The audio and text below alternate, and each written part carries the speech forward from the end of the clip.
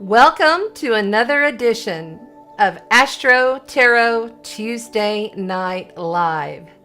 Welcome on in, my brothers and sisters of the awakened spiritual kind, and all of the humans dwelling the earth, and some that aren't. Yes, that's right. We're welcoming in all beings, all ancestors, all loving light to this channel tonight. As we do every week on Tuesday night, I am in Texas, Padre Island, South Texas, in the United States. So if you're in Australia, it's probably the next day for you. I am broadcasting live on multiple platforms.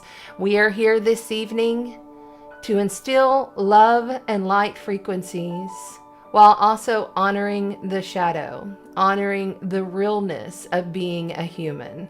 Yes, we are. It has been intense, shocking, and somewhat awakening even more so energies. And Jesus, praise you for coming in and putting your Christed light into us and having us own this God spark in order to deal with some of the nasty outbreaks that are coming our direction that we are truly, it's an unexpected. Well, it's Uranus in Taurus, you know, that is where the north node of the moon is. That is the collective karma, the collective evolutionary to the human of the entire planet, the direction that we're going in. So of course, Uranus is present and it's going to come in and shock and awe us, give us the tower moment, knock us off our feet, even when we may be trying to do beautiful, loving, gorgeous things in our lives. We're still going to get triggered. Yeah, I've got a story to tell. All right, let's see what's going on here. We got Donna in the house, Jerry Lynn, and Christina Karst. By the way, a big, huge shout out to Christina Karst here on Padre Island. I love you, sister. Y'all, for real. Her studio with her gongs and her chimes and her beautiful activational energy. Okay, so I just want to say something. You know, anybody can go buy some gongs. Anybody can go buy some chakra bowls. You know, she takes time in selection of these. She works on the frequency that is within her, and she orders the highest of high quality. There is no comparison, as far as I'm concerned, to how you can elevate your frequencies and awaken your supernatural abilities. Yeah, you got them. They're there, just waiting. Then sound healing. I was so pleased to buy all of her crystal bowls. Well, not all of them, you know, but a nice big set of 8. And I already had one, so now I have 9. Chakra singing, beautiful, high frequency activated, been worked on, and like lovingly cared for bowls. Before I started tonight, I rang every single one of them. And then I sat down and I hit live. And that just evened it all out. It sure did. There's Crazy Katie. Hi, Katie. Ruben. Hi, Ruben. Thanks for being here. Everybody, please, on Facebook, if you happen to be on Facebook, please share. I am shadow banned for some reason. You know, I've got 8,000 followers on Facebook, but yet hardly anybody sees my stuff. It's because I'm an astrologer and I speak to the truth.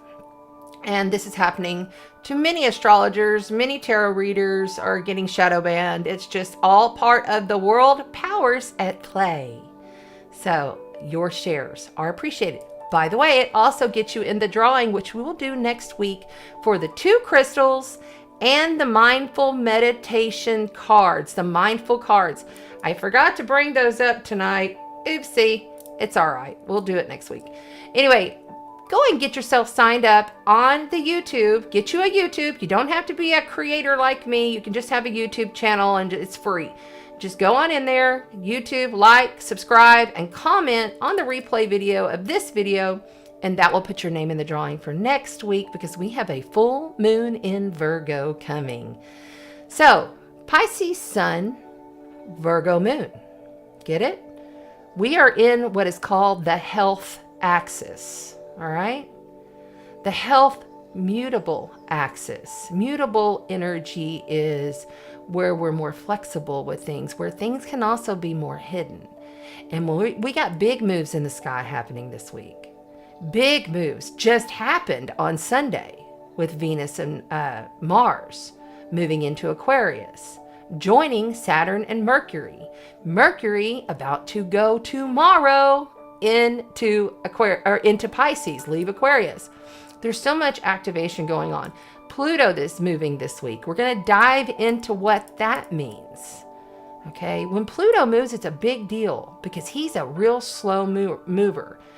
And he's moving to 28 degrees on Thursday. And so we're going to dive into that. We're also going to speak to each of the astrological sun signs. Okay, we're going to go with your sun sign. And we're going to speak about where Mercury is landing in your chart during the tarot portion tonight. Okay, so every night after we do the astrology, we go into the tarot. I am intuitively flowing and connecting with your energy through your sun, your moon, and your rising sign. Those are your big three. And we'll do each element: earth, fire, air, and water. During the process of the tarot, so, I know this runs a little bit long, but if you have to go, come on back later.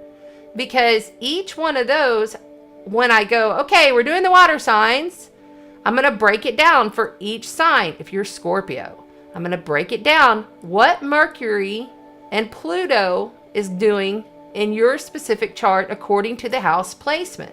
Okay? Just a quick breakdown, and then we go into the reading. At the end, I do Q&A. You may ask your questions there. I get lots of questions throughout the week on the Facebook or private message.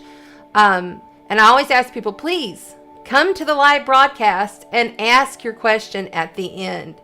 This is normally around an hour and a half, 2 hours, sometimes 3-hour program. It just depends on how it flows.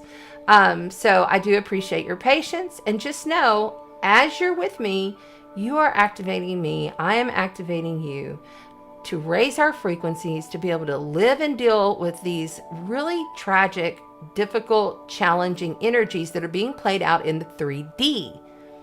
But we're not going to live there, okay? If you happen to be there, prayers, love, and light to you. If you happen to be someone that can make a difference over there, I send you all power, truly and sincerely. But if you're not someone that's there, with all of the horrible stuff happening in Europe, please, let's raise our frequency. And if you still are someone there and you're watching this on the replay on YouTube, hi, time traveler, you rock. Thank you for being here. You're a time traveler. You can be there. You can also elevate your frequencies. It's when we're faced with God's greatest challenges that we're able to truly prove to ourselves and overcome, and truly know that we are of the divine light. And I'm sorry, the light always wins. I don't care how dark a room is. You strike a match, there's no more darkness. So let's go ahead. I just want to also make sure I haven't missed anybody here. Hi, Ruben. How are you doing? Everybody's got a lot of anxiety. It's part of the ascension process. Ground yourself to the planet. Bare feet on the ground, hands to a tree. Okay. So yes, the room is changed up. Jerry Lynn, notice the room has changed a little bit. I have got palm trees and all kinds of fun stuff going on back here and different lights. And then there, you can't hardly see it, and I don't know why. I'm going to have to play, and this is the other thing. I started playing with everything because I was going to do some groovy different stuff on the technology side. That's part of the reason I was a little bit late. We've got a weird thing going on with the tarot, so we're going to do that a little different tonight. As you can see, this is how it's showing up. It's long ways, and I don't know why. I cannot get it to go back the way it was. I was like racking my mind. I was like, yeah, okay, this is fun. Anyway, we are going to play with the Spellcasters Tarot tonight. I'm very much feeling my Scorpio Plutonian energies and tapping in a little bit to my shadow side tonight. And you know, that's okay. There is nothing wrong with being real. So, bam. And then we're going to play with the Beautiful Creatures Tarot. And we'll also pull out the Astro codes, star codes. I love these. And then the Soul's Journey cards to get a final clear message on the cards tonight. But as you can see, it's going to be a long ways thing. And that's just how it's going to be. So, I don't know what else to do with that. It's quite frustrating. I'm not a technology wizard. I'm truly not. I had to self-teach all of this. And there's still so much I'm trying to learn. So, but I'm doing my best. And I'm keeping that love in my heart as I do it. All right. Let's see here.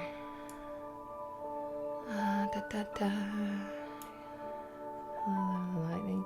Yes, hello. Hi, Amy. Thanks for moderating. Thanks to the moderators, by the way. I appreciate you so much. I really love you to pieces. Hey, Chris. Welcome on in, sister friend. Nice to see you. There's Tanya. Thank you for coming on in. I really appreciate everybody. There's Melanie. Yes, awesome. I hope I'm not missing people. Just making sure. Just remember, I've got people coming in on YouTube and I have people coming in on Facebook. And if you happen to be in one of the groups, which I want to double check just to make sure, if you happen to be in one of the groups for some reason, I sent an email to my software service, which is Ecamm. And I'm like, for some reason, all of a sudden, even though I'm connecting and I'm broadcasting in my groups, I'm not seeing them in the chat like I was all this time. I mean, I've been doing this for a year now, and I've always seen them come through. So if you happen to be in one of the groups, I love you. If you are commenting and I don't see you, I apologize. I'm trying to get the kinks worked out on the technology side. There's Maria Morgan. Hello, sister. There's my beautiful nephew, Joe Crow. Badass musician right there. Go find him on Facebook. Okay, let's jump in. Let's jump on in. How's everybody feeling? So the energies the last couple of days have been shit. Like literally, like they've been beautiful. Don't get me wrong. Beautiful for ascension, beautiful for awakening, beautiful for activation through your light body, through your emotional body, your spiritual body, your mental body. Okay.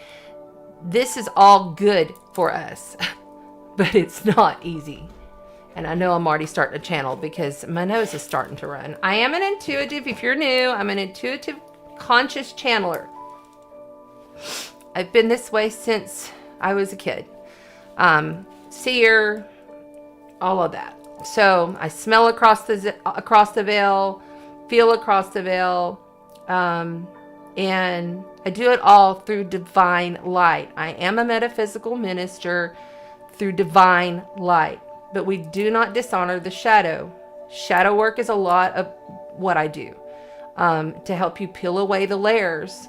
It might even be subconscious stuff from past lives or ancestral that's not even yours. And so we dig deep in there, kind of like psychic surgery, using the astrology, of course. I'm an intuitive evolutionary astrologer, which is a little different.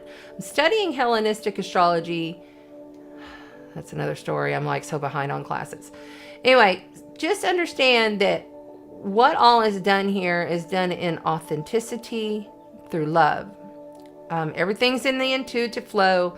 There's very little planning to this. So I just kind of go with what I do on a daily basis, which is I write down things that come to me in meditation, throughout client sessions, or just things that happen on a regular basis if I'm just outside watering my plants. You know, things come in, I get messages, I go write them down. So we're going to start with the messages, and this is where I keep them. So, by the way, I got new glasses, and I know they're big, but damn it, I can't see shit. But I can see now. Yay, this is awesome. So like, I got a stronger bifocal prescription, and then I've got a what do you call that, stimulus, whatever thing in your eye, and I can see far away in these two, so that's cool. All right, so let's just kind of jump in here and see how things are going. There's Renee. Yeah, Katie says she felt like shit. Thank you, Amy. Thank you for posting. If you're in the Facebook, Amy posted the link for the YouTube. You can go on over there. Hi, Claudia. Thank you so much for being here. Yes. Astigmatism. Thank you, my Taurus. I can't remember that shit. Anyway, okay. Whew. Now notice, these are messages that come in all week long. From the time that I wake up on Wednesday, because I do this every week on Tuesday. Emotions are real creative. Oh, wait, hold on. Emotions are real creation. Caution picking an emotion on topics of hearsay. Emotions are energy, and energy is everlasting through all timelines. Really be cautious during this time frame, because it's a big time, like emotional time for people. And when you speak it, even if you don't speak it out, or you text it out, or you comment it out there to people, it's like a ripple of energy that is there. So be cautious with how you speak, what you say to other people.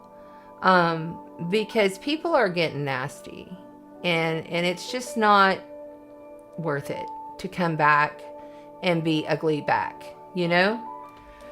And they're everlasting in all timelines. Okay, here we go.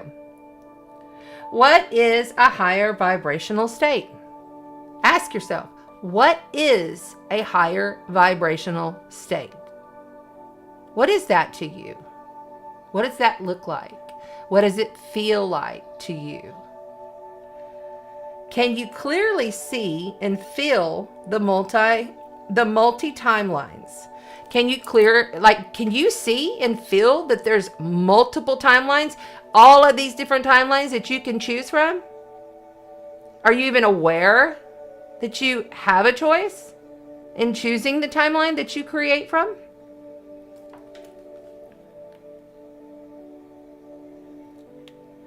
See and feel the conscious moves that need to be made in order to create the highest, most positive expansional energy for all.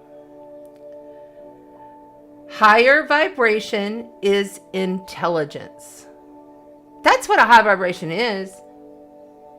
It straight up is intelligence. You are high intelligence when you are in a high vibrational state. It is a fire in your beingness that sees and feels past the script. So it's like you're an actor in a theater, and you get to choose what the script is. Not others. You choose it through your vibrational state. A lot of this is very Aquarius energy. We got a lot of Aquarian energy, and then with Pisces having all of this energy with expansion and Jupiter and Neptune being there with the sun, And we just came off that, new moon in Pisces. This is very much, you're able to see past the script. You can see past what others people's scripts are. And are they laying their fucking script down on your ass? No. Fuck that. It's your script. Your heart is your true downloaded drive, which measures every single emotion you have ever had in all timelines, which are all happening now simultaneously. Let me say that again. Your heart vibration, where your heart is, your heart chakra, and your higher heart. I lost my damn place. Your heart is your true downloaded drive. It's a drive. It holds all of the energy and all of the past, ancestral, and the future. Yeah, you got future timelines, future lives. It holds all of it in the drive. It's all within you. You have to unlock it. Which measures every single, your heart is your true downloaded drive, which measures every single emotion you have ever had in all timelines, which are all happening now, simultaneously. Your 5D heart energy rules. That rules. Say it. My 5D heart energy rules. You command and demand it in. You don't ask. You command and demand. You're a powerful spiritual being. You're in this flesh suit to have an experience. Don't make it more than it is. You command and demand it in. Collective consciousness is grown through time. Think about this. Over millennia, even though time is all right now, in linear time, every ancestral thought, emotion, every action that has happened is what grows the collective consciousness.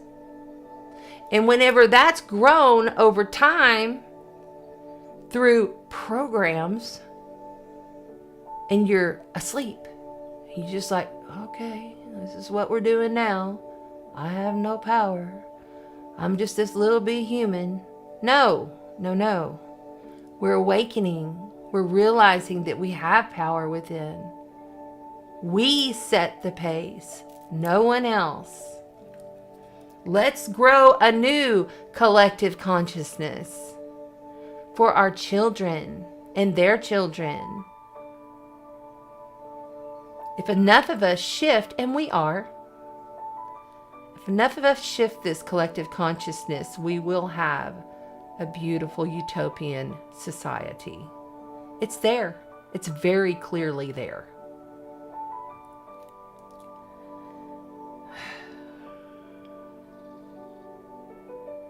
Collective consciousness is grown through time and or in time loops. Don't be surprised if the devil comes knocking this new era, because we just shifted into a new era.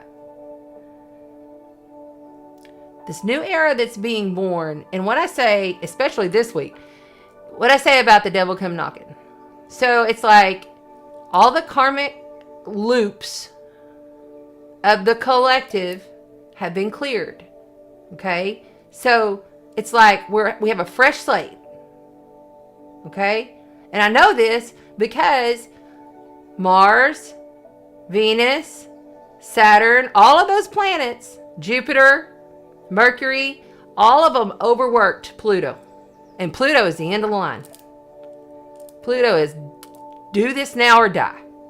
Transform this or die. Pluto is the most powerful of power. It's ruled by Scorpio. And it's just right there in Capricorn, about to move another degree. And it's cleaning up all of those energies of world power. This is why everything's falling apart on the 3D level. But it's coming together beautifully like a perfect damn lotus flower on a 5D level. This is why you can feel the high vibrational energies. This is why you have, like, I've been living in total bliss and joy. Because I don't play there. So, okay.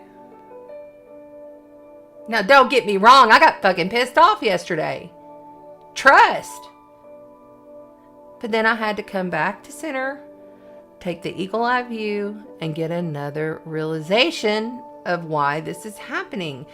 And actually, it wasn't happening to me. I brought that in. You bring everything, every experience, everything comes in because your consciousness, your highest self, chooses to bring that experience into you. No one else is looking through your eyeballs. You're the only one. You're the single one. That is what oneness is all about. Okay?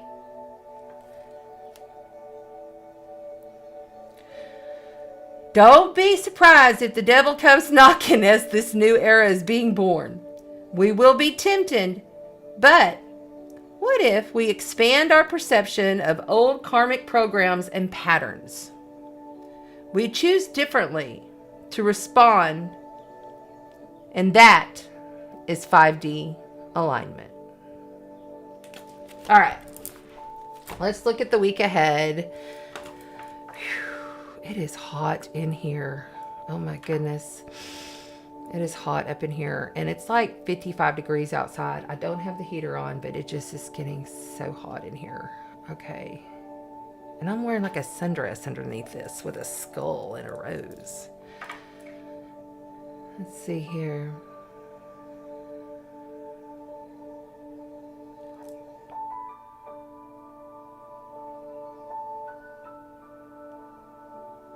Thank you, Jerry Lynn. Hi, Tracy Lee. Nice to see you in here. Yes, yes, yes. Okay, let's keep moving along. All right. I want to... So, I'm going to pull up this chart so that I can show y'all real quick. Okay, and make sure I'm there too. Okay. So... this right here is a little bit different. I changed it up.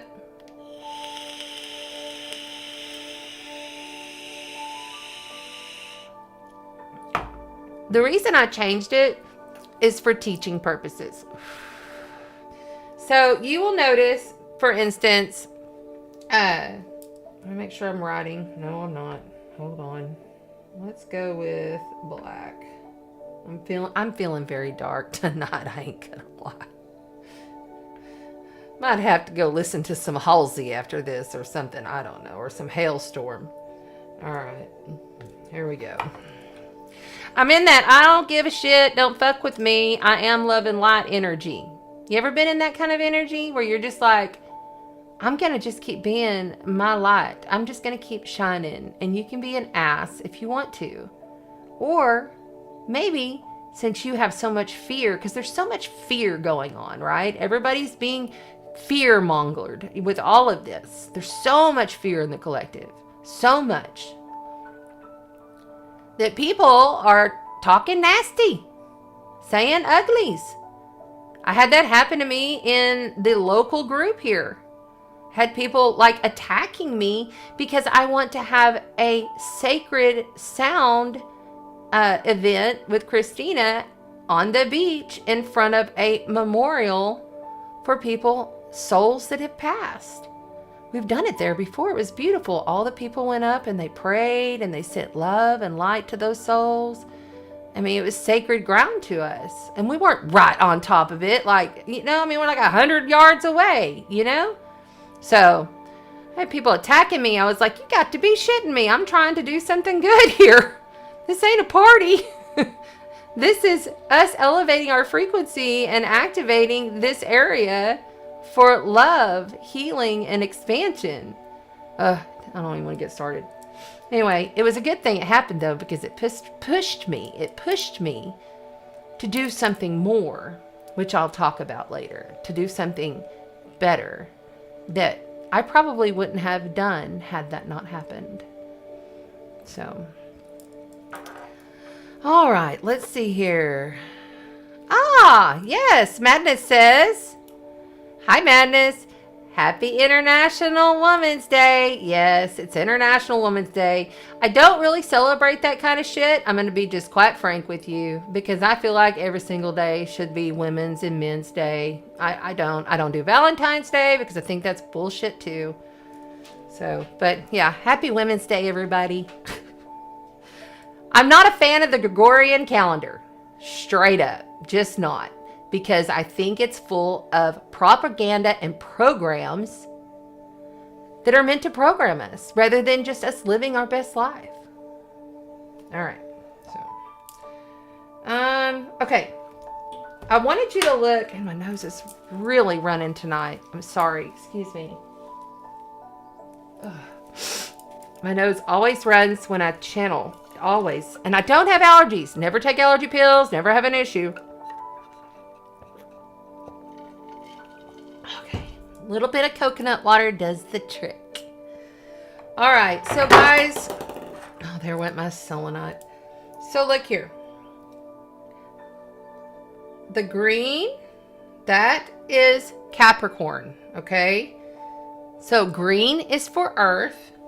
The blue, which is Aquarius, that is for air. The dark blue, which is Pisces, that is water.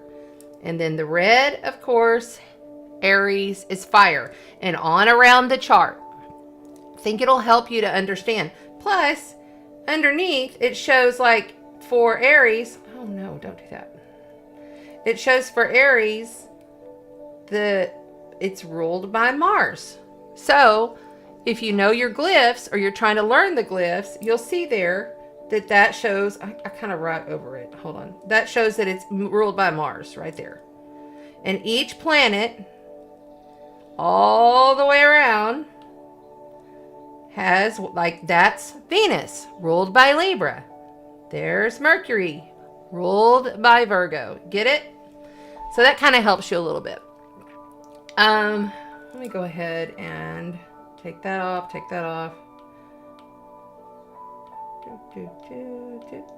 There we go. So we can start from a clean slate. Okay. I want you to have a look. I have this pulled up for when the exact moment that Pluto moves to 28 degrees Capricorn. Pluto, it will be March the 10th. Okay, right there. And I'm Central Time, so you'll have to adjust for your time zone. 12:14 a.m. So late on the 10th, which is Thursday night here. So it'll be, actually, I'm sorry, late tomorrow night, which will be, early morning Thursday. And the reason I pulled it up here is because I want you to really see. So here is Pluto in Capricorn. What is Pluto? Pluto is ruled by Scorpio. Pluto is the deep, dark, unseen power. Pluto also rules oil. Anything underneath the soil is Pluto ruled. Okay? Anything. The soil itself is Pluto ruled. This is also why we are seeing the increase in oil prices. Due to this. Plus, it has to do with the North Node, which is right here in Taurus. Okay? The North Node and Taurus. Taurus is ruled by Venus, which is our monies, our values, our senses, agriculture, farming, that kind of stuff. North Node has also moved to 24 degrees. That's another degree placement. Okay? And as you can see, right here, we have the North Node in trine. Trines are harmonious, which means the energies of the two archetypes flow well together. Which means, as the collective flows, and Pluto is killing off everything. Pluto is the Grim Reaper. It's the end of the road. It's very dark, mysterious power. It's even like the dark elites. In Capricorn, it's dark world powers. It just came off of that 26 to 27 degree of the United States Pluto return, activating, because every single country, every single city, every single state has their own birth chart, just like you have your own birth chart, right? So when things like Pluto come around, and they haven't been around since 1766, beginning of the Revolutionary War, because it takes that long for Pluto to go all the way around the zodiac and come back to that specific degree. It activates it and says, "Wah ha ha!" We're going to actually, honestly, it really all began back in March of 2020. Okay? Really, actually, January 2020. I was warning people back in September of 2019 to get all their shit together, get everything they need, buy everything they need, because something's going to happen major. Wasn't real sure. There's all kinds of different options there. I was never expecting as drastic as it was, but it moved us to this location, to where we're at now, where all of the, virus stuff has just disappeared. I also said that last year at the end of the year. I said, "Oh, don't worry. It's going to disappear." Well, it sure has, hasn't it? Because it's been replaced with the next big thing. And the next big thing is going to be something to do with money structures and world leaders. Of course, something will happen there over this next 18 months. I would be paying very close attention come April into May, where your money's at and what you're doing with it. I have all of mine in a credit union. I mean, that's the best I could do, is move it all there. So just be mindful that this stuff is getting activated. This week is a pretty decent week in comparison to some of the weeks we have ahead. I wouldn't call it a bad week. I wouldn't. Even with all of the tension and everything that's going on, there's some beautiful energies to be felt and had. This is Pisces season. It's gorgeous. And you have Jupiter and Neptune, both of its rulers there. So it's actually, you've got to reach for the high. It's very clear, the timelines that we are on. I mean, there's three, as far as I can see. I mean, there's multiple trillions different timelines, and we're shifting every single second. Yes. But I could foresee 3 timelines ahead. And one of them is humanity kills itself. The other one is, and I don't feel strongly that that's going to happen, but it is there. And then the other one is humanity moves and evolves a lot slower, and it's kind of like strenuous for years to come. And then the other one is this shit happens fast and it's over and we're on to the next great thing. But this is the thing, we're moving into Aquarius, and Aquarius is high technologies. Don't be surprised if they're like, "Oh, this is good for you. Have this money wallet and it'll be great. And let's put it in your baby. Yeah, let's go ahead and put a chip in your baby while it's in your belly. Yeah, that'll be fun." I'm just saying, there is a lot of possibilities for a lot of weirdness of things that we as humanity are not used to. And they're coming quick. There's going to be great healing technologies, though. Lots of advancements in healing technologies because the North Node's in Taurus, and that rules the body. So that's beautiful. And you have Uranus there, the ruler of Aquarius. High technology, So, all right, let's get back to the week at hand. I just want to look here. So you see here where you have Mars and Venus in Aquarius. Okay? Mars and Venus are exact right now.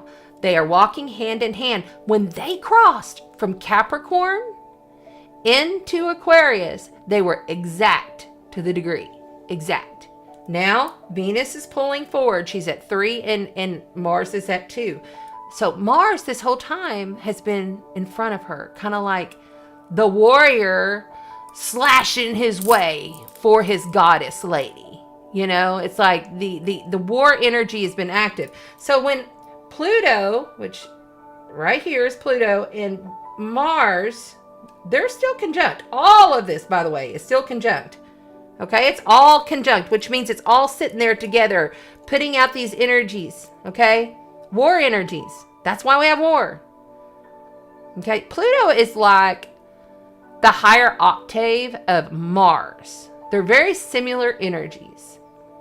Okay, but Mars is a personal planet which is closer to Earth, therefore affects us, and it comes into play quicker. It comes into manifestation quicker. Okay, and then you have right here Saturn at 19 degrees.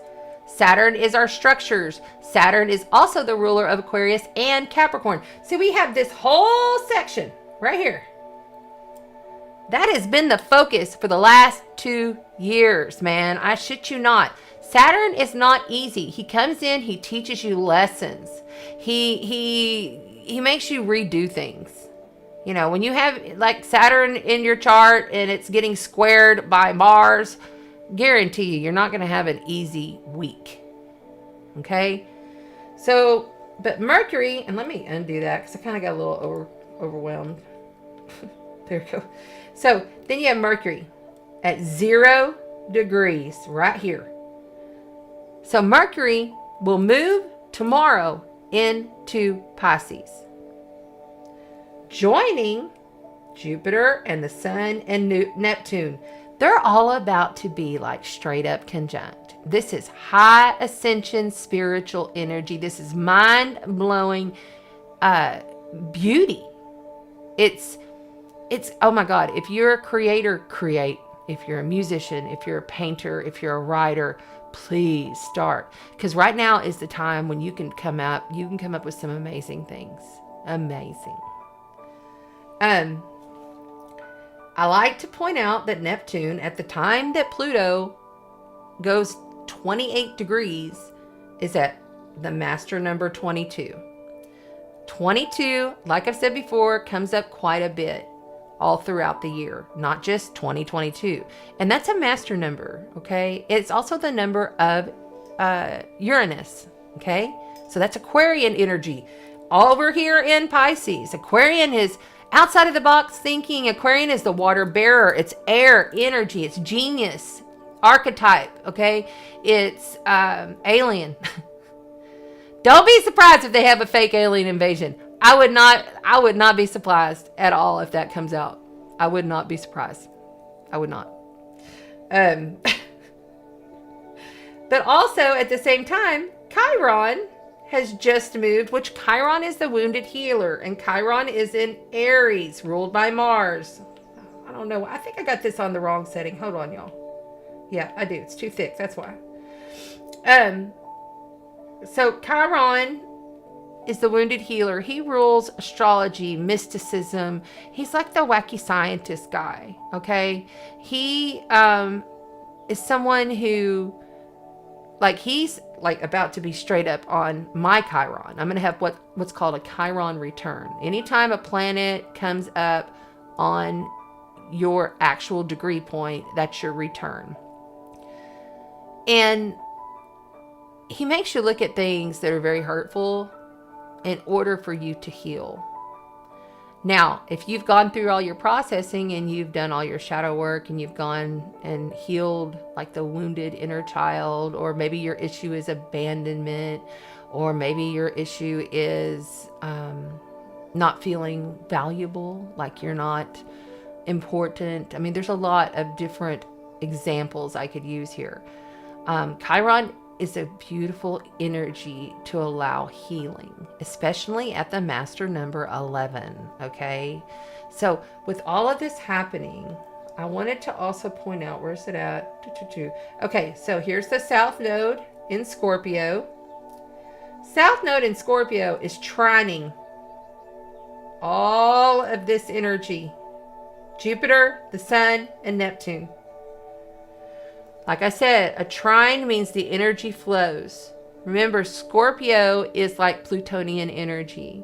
Scorpio is the deep psychic, transformer, transmuter. But it also rules, like in mundane astrology, it's like taxes and other people's money, you know? So like something unseen is coming to the surface. That's also what Scorpio does, is brings shit up from the surface. Deep, dark, ugly shit that we didn't want to see, you know? So be mindful of that. There's a lot of unseen energy, period. Until we get into Aries season, which will be the spring equinox, which we're having our event. Don't forget, come to the spring equinox event on the eve of equinox on the 19th. Here on Padre Island, we would love to have you. It's a benefit for the Chapel of Spiritual Light. Only $19, and we would love to have you. All proceeds go to the chapel. We do this as a service. Understand, when humanity gets it, that you have to give from the heart in service. I scratch your back, you scratch mine. We'll have evolved this entire crazy world into, what is going on with this? Oh gosh, this always happens, y'all. It always happens every time. That was weird. Okay.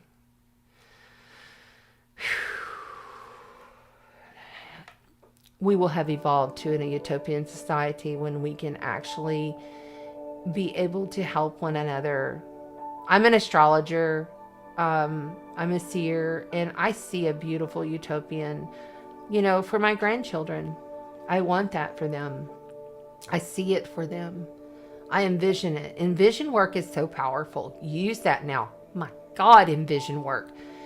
Envision what you want. Sit down and literally fantasize about what you want in your life, knowing it's already here. See, that's the trick.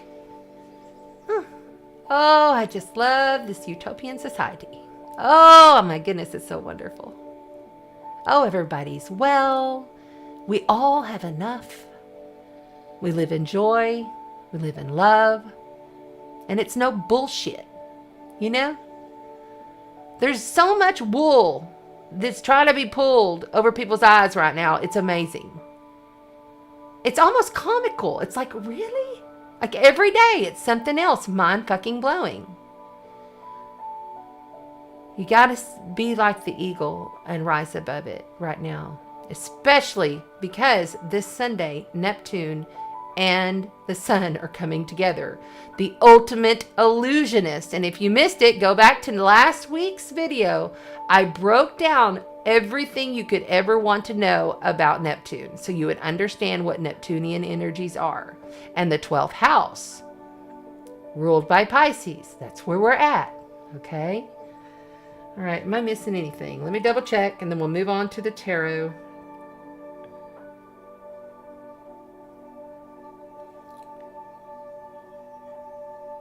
Yes, Black Moon Lilith, the big bad bitch herself. Black Moon Lilith comes up and says, I'm not taking your shit.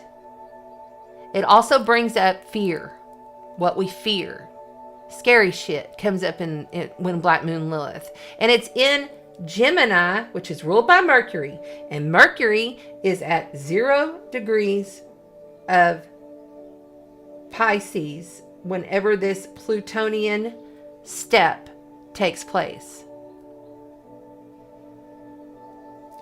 This right here, from here to here, right there.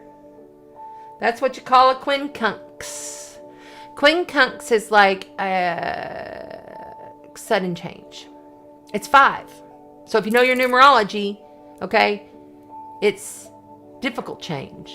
It's things that you have to change. So I'm saying Pluto is like a lot of things that's got to change, and it's going to be ugly and scary. And that's the energy that we're in. This will reverberate. You can pick up on this collective fear, propaganda, or you can just raise above it. So please raise above it. Please just breathe, live in joy, create. Tap more into this Neptune, Jupiter, Pisces, beautiful sun energy. Heal. Really good time for healing. This is the healing axis. Pisces and Virgo. We'll have a full moon in Virgo. Healing axis.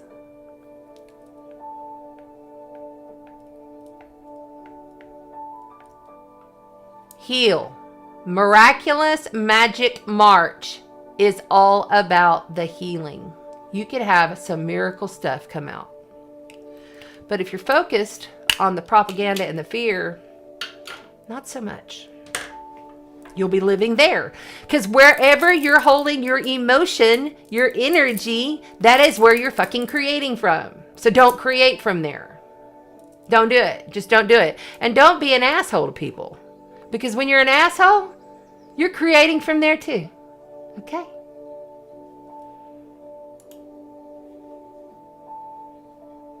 Okay, let's check in on the live. Yeah, Maria, that's right. People got their fire going. That's for sure.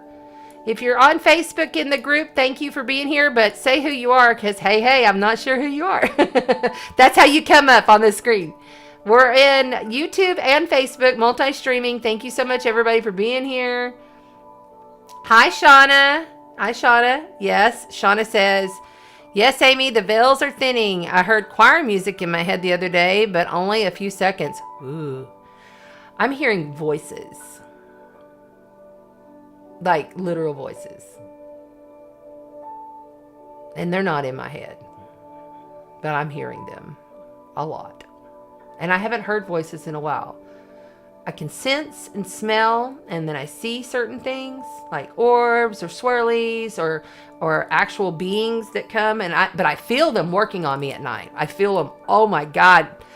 A few nights ago, I had my entire cosmic family up in there, and they were working on my entire body. And then the next morning I woke up and I was wired. I was so wired for 3 days. Today's the first day I've really felt like I was like, whew, I've fallen back a little bit. I was a little tired today. But yeah, these are really like, and understand, it's not scary. It's who you are. You are them. Okay, let's see what else is going on. Yeah, that Shauna, that stuff like that's happened to me all my life, though. That's not. It's just been a little while since they've been in my room. I had dragons in my room last year, but I got 2 dragons. They're both aspects of me. They're all aspects of yourself. You have multiple aspects of yourself.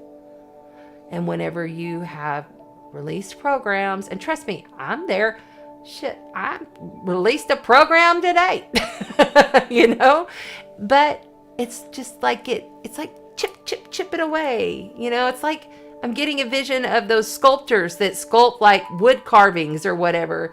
And it takes time to chip all that away, to get to your truest power within yourself.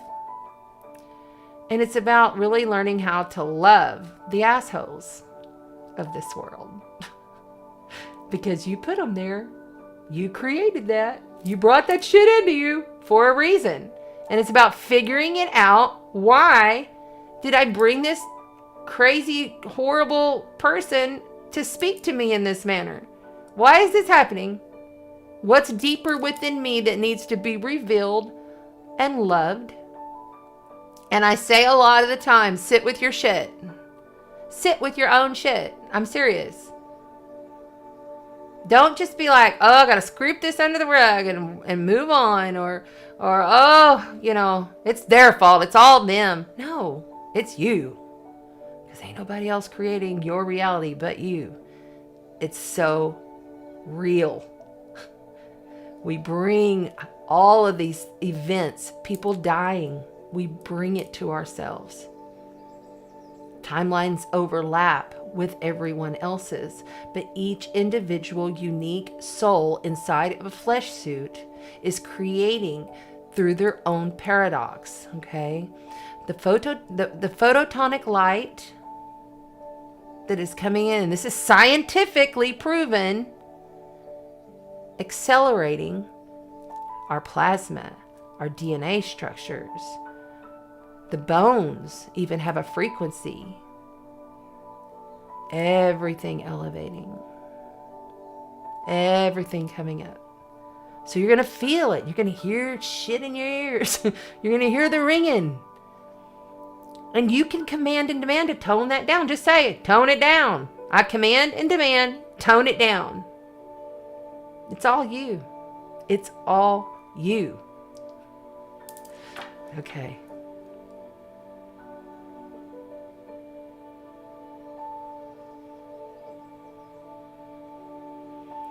Nice, Chris. Nice. Have you asked your friend what they need? They might need some help. Message me on that. They need some help. I just heard. Okay. Message me on that, but I won't get back to you till tomorrow afternoon because I go to work after this. Okay, let's see here.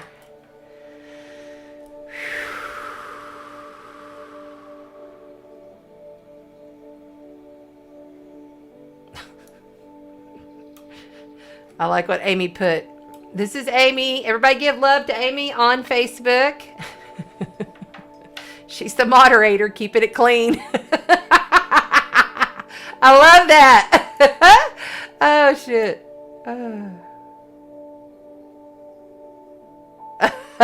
Right, Renee. I have a feeling that really kind of irritated your Capricorn vibe. I know it did. I can't help it. Look, I have a signature like a doctor, but most people who have messy handwriting, we're kind of genius. Renee. Yeah, get in timeout.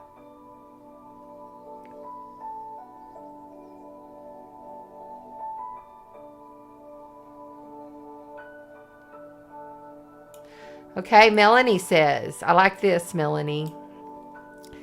Yeah, it's interesting. I've got natal North Node Scorpio 22, midheaven at 22, being trine and transited Neptune Pisces. I'm into spiritual gifts and development. And also a year until I get my Chiron conjunct return. Mine's at 13 degrees. I have mine conjuncting very soon. Can't remember exactly when, but it's coming. All right, let's go ahead. I want to make sure I haven't missed anything on. Okay, if you're new, this is my astrological calendar. This is how I keep up and I've already started, I go into the future months as well, So this is what I look at every day, as well as the chart. But this kind of helps me to keep a flow and kind of tell you how the week's going to go. All right, let's look at tomorrow.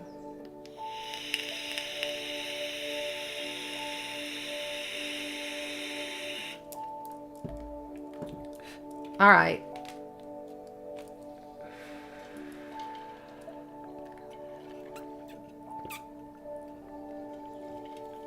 Today, the moon moved into Gemini. Gemini is all about media, communications, your immediate environment. By the way, your immediate environment is where the gifts are going to be found. Truly, your immediate environment. What's happening within your community? Are you vibing in a tribe? And I know that's tough. It's tough for me because I work a lot and I'm getting activated a lot. So I'm in my own little bubble. So I have to push myself out to create tribe. I'm so thankful, so very grateful for everyone that's in my immediate surroundings and here with you. I've made lots of really lovely, beautiful connections with you. Just through the internet. Thank God, right? Thank Goddess. All right. So I wrote, do the deal. Like today and in tomorrow's energies, especially with Mercury moving into Pisces, if you had some kind of, paperwork to sign or some kind of something to say, yes, I'm doing this, or no, I'm not. Today and tomorrow are the days to do that. But tomorrow, as Mercury and you only have tomorrow during the day, because in the evening at 7:32 p.m. Central, 8:32 p.m. Eastern, 5:32 Pacific, that's when Mercury will move into 0 degrees Pisces. Understand this. There are 30 degrees in each little pie on that chart. 0 to 29. Each little degree means something. And that reminds me, I have a degree to read to you. We'll do that in a minute. But each degree means something. In 0 degrees, so 28, 29, 0, and 1 degree are extreme degrees. That's when the energy of that planet in that house of that sign is most potent. So when you're talking about Mercury moving into Pisces, this is, I wrote, the mind is going to dissolve. Like really, like critical thinking, logical stuff is going to go out the window. Allow it. Just allow it. If you go in throughout your day and you're like, damn, I can't get nothing done, or oh my God, I keep on daydreaming, or oh God, my head's giving me pressure, or stuff like that, it's because the universe is saying, allow the flow. Really good time just to be creative. Really good time to go within, be spiritual within the mind, okay? Do third eye activations right now. This is the time for that. Focus on third eye meditations, okay? Get out and do fantasy shit, I don't know why I'm tapping into somebody who's got a sex fantasy and is going to go get those things on their face and have a sex fantasy. That is bizarre. Okay, get out of my head. But anyway, whatever you got to do to fulfill, and Pisces is very unseen. It's kind of like they are freaky, it can be a great time for love. Pisces is a very loving person. They're a very feeling person. They're probably the most emotional water sign of the entire zodiac. I mean, they're super sensitive because they're 12th house. That's when we go to 0 point. That's when we leave the body truly and go back to spirit. Okay? Higher consciousness, super consciousness. So you have your 3D mental consciousness, then you have your subconscious.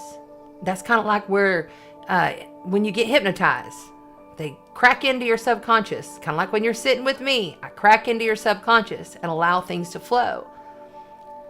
But then you have your super consciousness. And when you activate that, that's right before you get to your highest self, which is always guiding you and is always there. You just need to be aware of it. It's your Christed consciousness, Christed heart, God spark that's within you. Super fucking powerful shit that you are. So that's a good day for that tomorrow.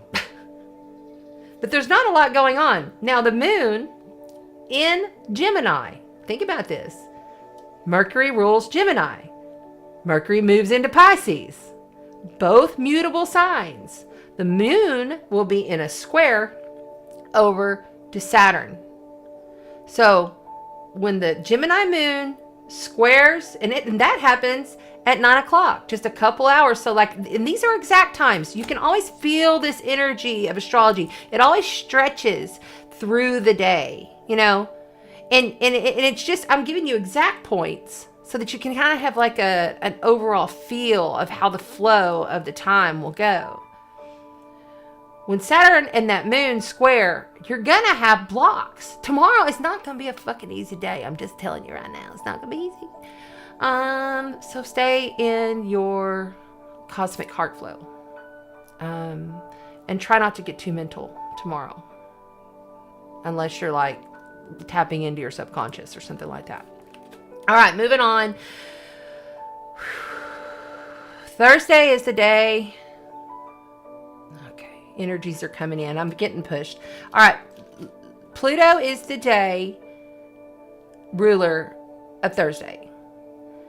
Pluto moves 28 degrees on Thursday. I wrote bulldozing world powers and their structures. That's all structures. You know, I would not be surprised if something major happens on Thursday. Moon moves into Cancer on Friday. Uber emotional, sensitive. Because we got all this Piscean energy, right? Okay. And now the moon's in Cancer too. And the moon is going to trine harmoniously to our minds, our intellect, media, communications in Neptune ruled Pisces. I would not be surprised if some more bullshit is dropped out in the news. I'm a little frustrated with all this tonight. Sorry, y'all. I'm trying to stay in my flow. But I get frustrated because I want a beautiful life for my grandchildren, just like you do. So I'm really trying to process all of this. And I'm going to tell you, it's not easy. Okay, then the 12th, we have Uranus moving to 12 degrees. Remember, I showed you on the chart, Uranus is in Taurus.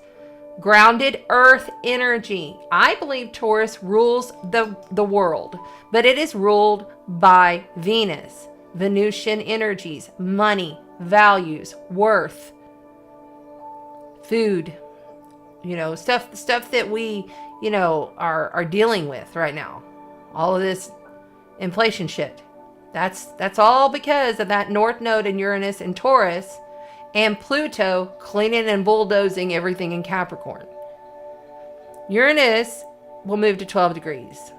When it snaps over to 12 degrees, it's going to be in a sextile to the moon in Cancer.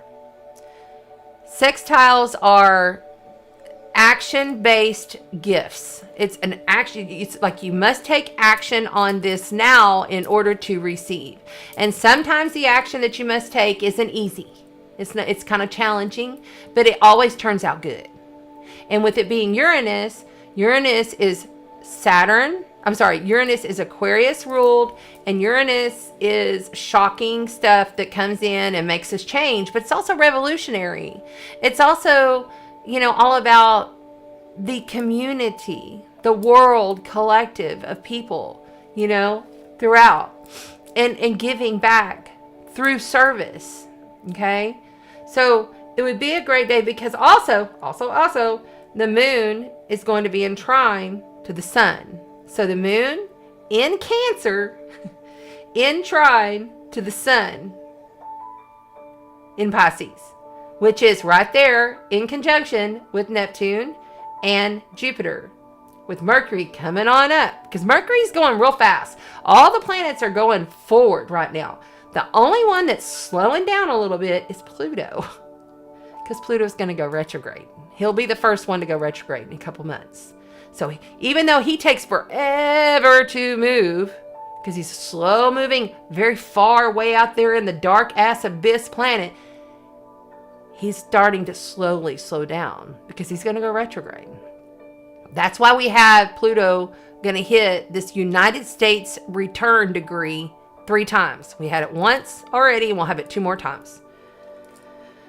Saturday, I would definitely expect the unexpected on that day. And if there's anything kind of action-oriented that you can do it with your gut in mind. Like if you're not feeling truly right. I mean, this is all the time, but especially then, because on Sunday, of course, we have the daylight savings time where they totally screw up all of our algorithms of our freaking bodies. Not a fan of that either. But the daylight savings time is coming, and then you will have the moon, and the afternoon at 2:32 will move into fiery, passionate, loving Leo, ruled by the sun. Okay, pay attention to the sun. Sunday afternoon, if there's sun out, I want you out underneath that sun. You're going to get lots of loving, good light codes from that sun. You will have a realized mission by Sunday.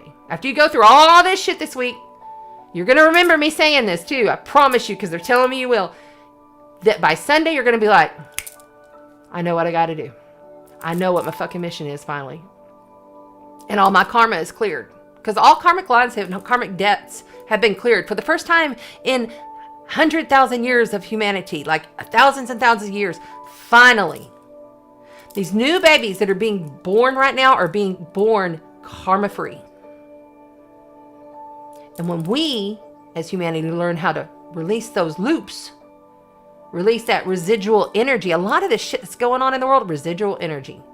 60% of the beings out there, I mean, really, come on. Are they even real? Okay, Sunday, I wrote, redefined destiny, because that is the day that the sun and the sun and Neptune will be exact. Okay, so we just had the Jupiter-Sun come together, most luckiest day of the year last weekend. Now this weekend, we have the sun and Neptune coming together. This is your mission within your spiritual life, mission within, because everything's spiritual, because we're all spirits. We're all spirits in a flesh suit, okay? So it's your mission statement. It's you know what I'm going to do. You know, Neptune is going to give you that bling that day. Sunday, be out underneath this sun. Even if it's cloudy outside, you still receive the codes. Get some of those sun codes and welcome them in. Say it. I welcome in the sun codes. It's that simple. Make this shit simple. It's not hard. All right. So, and then on Monday, we will walk a new path and live a new vibe, is what I wrote. Mercury will be in trine to the old big bad bitch Black Moon Lilith, but I'll tell you right now, those fears can be squashed if you've done your work throughout this week and you have your mission realized by Sunday. Because really, it's a really good day. The moon will be conjunct to Mars and then conjunct to Venus. The moon, in opposition, not conjunct. So Leo is exactly across from Aquarius. They're opposing energies, okay?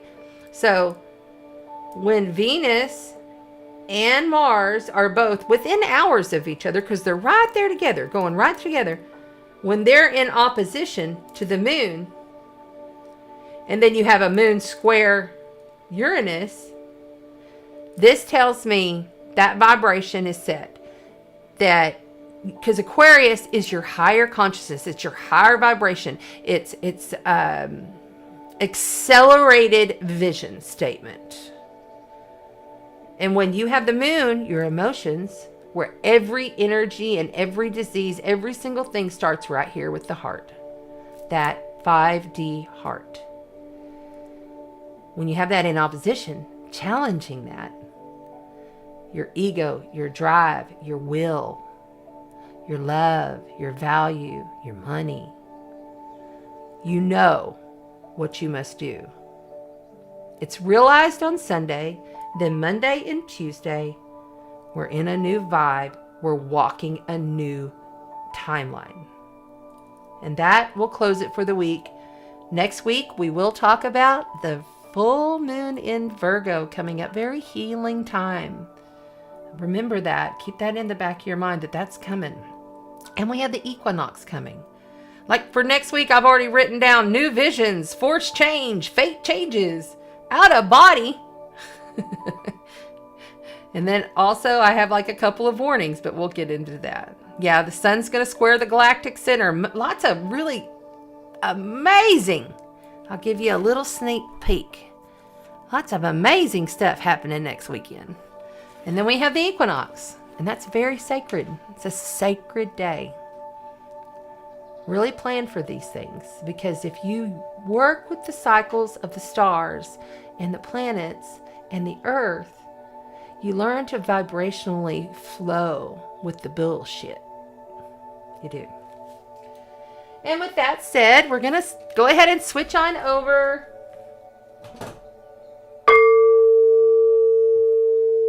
I'm gonna clear the space.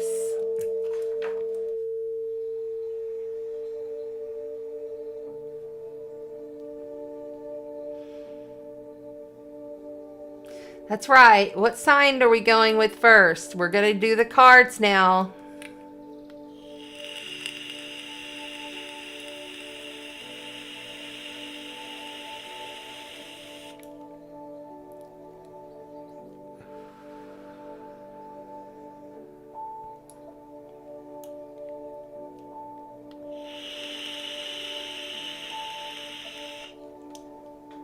Don't be judging on my chart scratch. I got some messy chart scratch. I'm sorry. It's hard to write all that stuff out, but I guess it is kind of crazy looking. Let's look at it again. Let me see. I don't even look at it. I just go with it. I'm not paying attention to it. Let me see.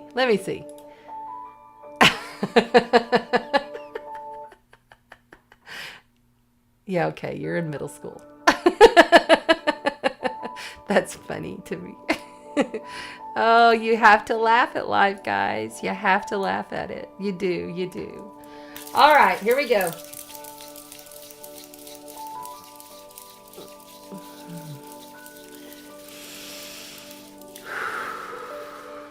Oh. I have to read this to you. I've got it marked. It's short.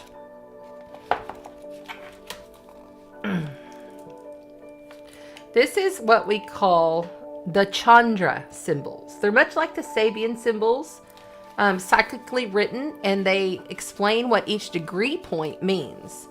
And I pulled up, well, that's not the right damn placement. Where did I put that for? There it is. Okay.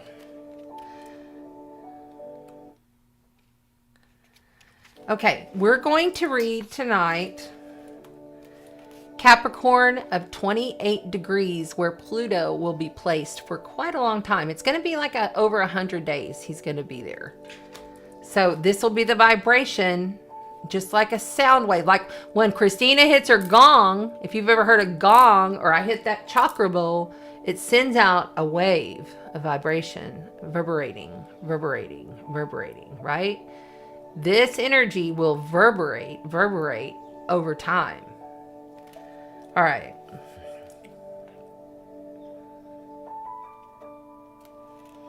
Capricorn, 28 degrees. It's called an architect carefully surveying the old ruins. If you listened to me previously, you'll remember I was telling you the old guard, what is historically right, what is the old way of doing things, the traditional way of doing things, must fall away now. We're moving into Aquarius. Aquarius is about the new, the future. Okay, but this is what's the last, you gotta understand, all those planets for 2 years have been jacking around. We've had so much of this stuff in Capricorn. And he's the last one. He's the cleanup crew, bulldozing away all of those energies, okay? And he's almost out, and he's going to go into Aquarius next year, and then he's going to come back, and he's going to bulldoze some more just to make sure he didn't freaking miss something in Capricorn, and then he'll leave forever. And we'll never see this again. We'll never see this again after that. All right, so this is kind of an important degree to understand. It's called an architect carefully surveying old ruins. What is to be seen is the outer skeleton of things. What is to be known is the inner essence of things. The code, the extraordinary revelation, and the realization is there inherently in the very substance of existence. A practiced eye can see inside, can penetrate and illuminate. The schooling in perception comes between lives and then overshadows each and every idea or notion anybody can come up with. But to access and do honor to this advanced faculty is rare. Foreseeing the whole truth is excruciating to the ego mind. We're going to see some excruciating things, y'all. Just prepare yourself. And therefore, the battle is on to awaken your innermost truth, or to succeed brilliantly in adapting your truth to the marketplace, selling your soul to the highest bidder. That right there, that last bit, and therefore the battle is on to awaken your innermost truth, or to succeed brilliantly in adapting your truth to the marketplace, selling your soul to the highest bidder. He comes in, he's snatching up souls. He's snatching up the dark nefarious. He's snatching up the bullshit. He ain't gonna play. That's why I know in the end the light wins, because Pluto is the cleanup crew. As it's happening, it's not gonna look pretty. It's not going to be fun on the outside world, so let's stay in our high frequency and vibrate through love and create through our immediate environment, okay? Please try to stay off the news channels. If you have news channels, cancel cable, shit. But you got to do what you got to do. I get it. I'm not trying to tell you what to do. I'm just telling you these are the ways to handle and traverse through these times as best as you can. All right. Put that book down. All right, let's go. What are we doing? What are we on? What are we on? What are we doing first? Hi, Mermaid Soul. I didn't see you there. Thank you for being here. Thank you, Chris, for still hanging in. Yeah, it's a little bit long, and if you need to, this is always on the replay. You want to go and comment and subscribe to the YouTube channel. You like, subscribe, and comment on the replay. That puts you in the monthly drawing. This month, we have 2 crystals, and I have that box somewhere. I don't know what I did with it, but I have it in a gift box. It's 2 beautiful crystals. It's a blue amethyst and a clear quartz crystal. They're about that big, and then a oracle deck of mindful messages is the giveaway this month. Every month we do giveaways. So, and I send it to you, pay for the shipping and all. All you got to do is get on the YouTube channel. Okay, so tell me. So it looks like fire popped up first. All right then. Fire it shall be. Fire, fire, fire. Thank you. Hi, Donna.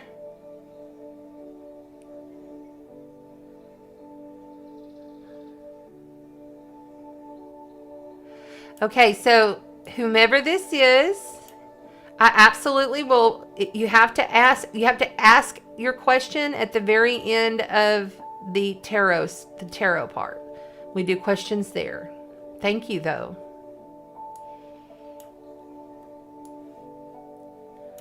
That's all right. You can catch up. You can catch up tomorrow on the replay. Thank you, Joe, for coming and popping in. Love you.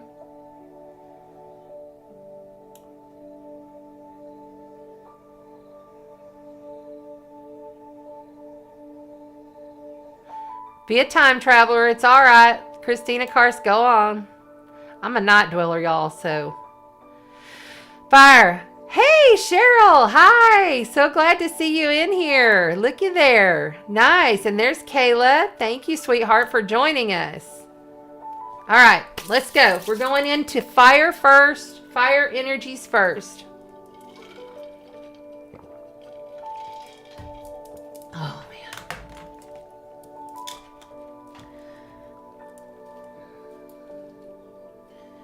if you missed it, I'll go ahead and tell you what we're playing with. We got the Astro codes. Let's go ahead and pull this up. There we go. And I don't know, y'all. I don't know why it's like this. I was trying to get fancy with it, and I was trying to do some, because this software does a lot of cool different stuff. Like I can animate and, you know, like I can, you know, do different sound effects, and there's all kinds of stuff I could do with this, but for some reason, oh, that's muted. That's why. So like, look, did it not go? Why did it do it? Huh. Strange. Do y'all hear the sound effects? Because I don't. That's so strange. Okay.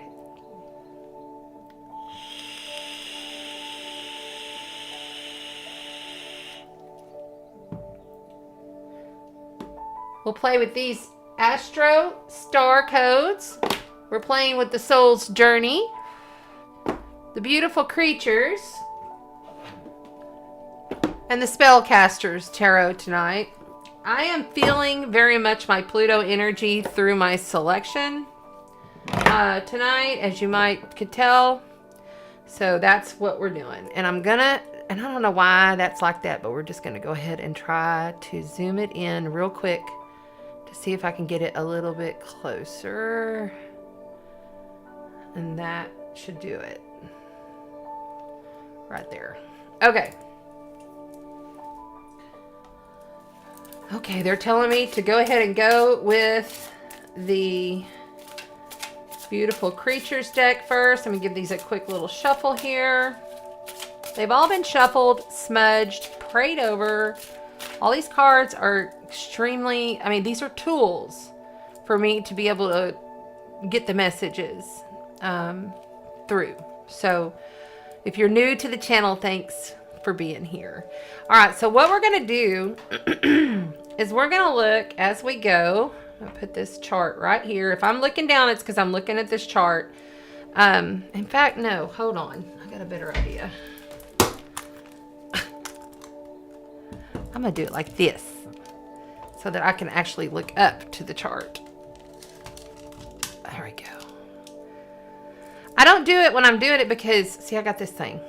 It holds it up. I don't do it when I do it like that because I won't be able to see y'all, but I can see y'all now. So, okay. What we're going to do is the fire signs. We're talking about Aries, Sagittarius, and Leo.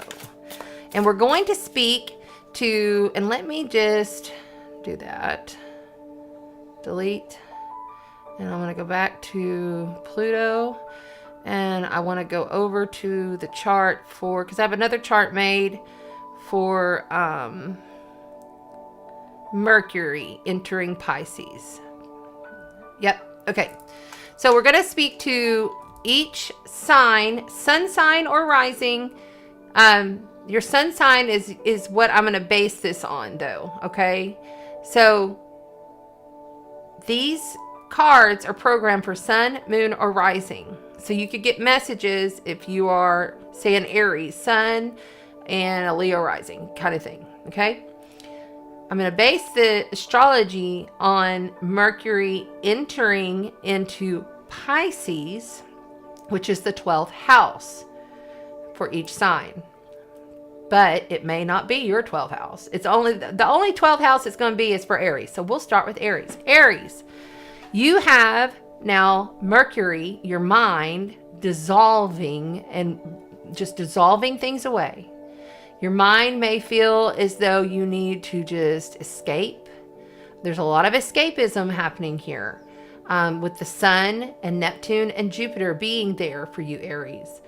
I would totally go within and I would totally sleep as much as possible because you're going to get a lot of downloads and a lot of activations as you sleep. All Aries energy right now is that whole within. I mean, it's like such a within time for you. Anytime the sun is in your 12th house, that is a within time. You're tired. It's okay to rest. Give yourself that rest. I know that, you know, my Aries fire signs, they are so productive and they have to be doing 10 things at once. They're always going, they're always doing. And they're such beautiful, they're service. They love to be a service to people. But during this time, because it's right before your birthday. The equinox is coming. We're only less than a couple of weeks away from the equinox. So really go within right now. Give yourself a break.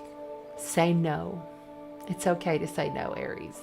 All right, and then we're moving on to Leo. Okay, so Leo, for you, this is going to be, where are you at?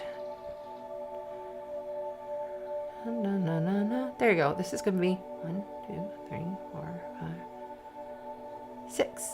This is your 6th house. So this is a big healing time for you. This is all about what you're doing on your day-to-day basis. Day-to-day might be a little bit scrambled for you. You may feel as though you can't quite get your focus on unless you're doing something very intuitive, creative. But all of the practical day-to-day things that we do is going to be challenged for you. Dive into healing. Dive into your health. Do a detox right now. Really get time to just work on your body, the physical body. Really good right now to do that, Leo. All right, and then moving on to Sagittarius, the adventurer, the philosopher. Hi, Sag. You know I love you. I'm a Sagittarius Mercury and a Sagittarius Neptune. So I get it. I get it. Sagittarius, this is happening in your 2nd house. No, I'm sorry. This is happening. Let's see. Sagittarius. Yeah, this is happening in your 2nd house. So, no, it's your 3rd house. My bad. 3rd house. This is happening in your 3rd house. So this is all about how you're communicating with others, what you're stating. Be cautious of people giving you untruths right now. I feel a strong vibration coming that there may be people that are trying to pull the wool over your eyes specifically. Be very aware of that. This is a great time to start up a YouTube channel, or it's an excellent time to go out and maybe even take pictures, become a photographer, or it's a really good time if you need to do some planning creatively. Any kind of busy work that you do mentally may be muddy waters kind of thing. So really be in flow and in knowledge that this time period may be challenging for you. But you're always up for a challenge. Do some deep researching on some kind of creative topic that maybe you've had some interest in. I'm seeing someone that's just I've always wanted to do diamond art. I don't know where that came from, but somebody's wanting to do some kind of diamond artwork or some kind of crafting or something. Just do some research on that kind of stuff and flow into that in your spare time. But just know that this is going to be hard on your mind because there's so much dissolving going on in the intellectual mind. Tap into your superconscious, your highest self. It'd be the best thing for you right now, Sagittarius. Okay, with that said, let's go ahead. I'm going to move this back over here so it's out of the way and I can see the computer. All right, here we go. Let's make sure these are in the upright. Yes, they are.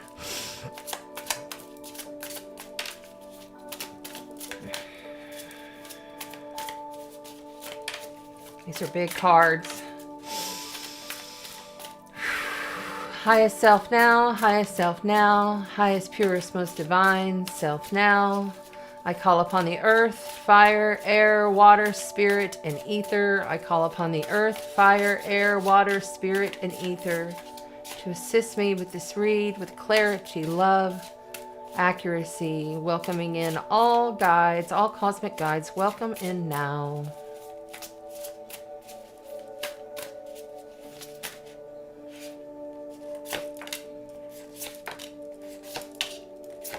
I want all of them.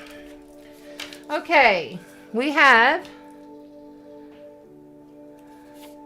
I'll pull that down just a little bit.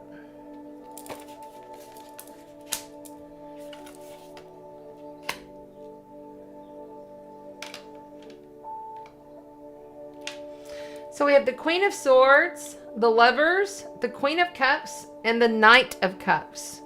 Lot of emotion going on here.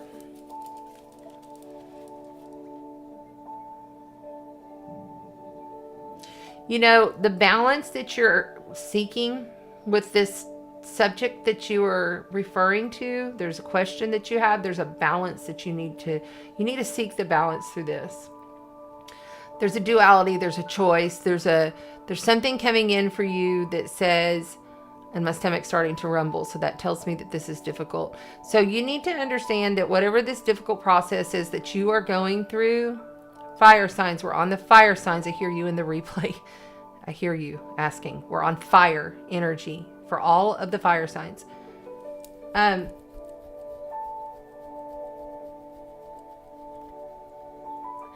There's something that's going to come in really fast. Okay, so we have something coming in really fast, really hard, really challenging, but in the end, it's going to leave you emotionally fulfilled. But it's not easy right now. And I feel strongly that whatever this subject is that you're asking about, like there's something that's in question for you. There's something that you're like, I need, golly, my stomach's just blah, blah, blah, blah, blah. There's something that you truly need to know. And it may involve others, but this is some kind of knowing that you need to figure out within yourself, fire signs. There's so much emotion going here.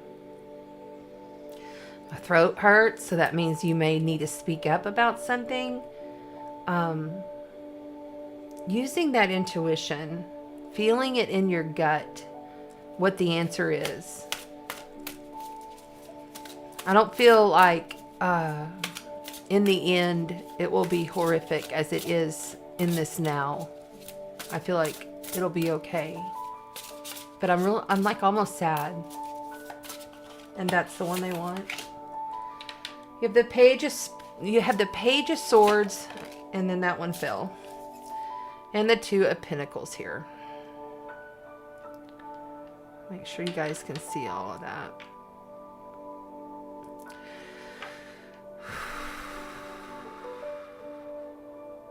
Something needs to be cut off, okay? Something has to go. In order for you to make this choice, it's a difficult choice. You must make it. But the answer, I mean, so there's so much choices here. You have the Two of Pentacles. This is like earth energy juggling things. Like you got too many things you're juggling on this subject that you're asking about. Like you're asking within. You're like, what do I do? Feeling extremely lost, extremely sad that you need to make this choice. This cup here is the energy that's coming in from the outside. And I feel like there's somebody there that has a lot of support for you. Like they care. They truly do. So you need to open up and assist the flow of the energy. Because I feel like this is a loss. Like somebody's had a loss and now they have a choice to make. What's on the bottom?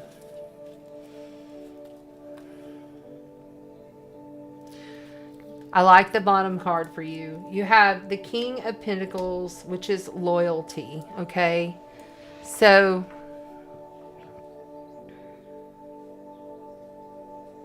like I said, in the end, once you've made this decision, that's not an easy one, that's very emotional, dealing with some sort of a loss. That, I mean, like, you may be losing a relationship. You have the Lovers here. That's Gemini energy. That's major life event, major arcana energy. But it's duality. You know, it's having to make that choice because of the loss. Due to a loss. Having to endure a loss.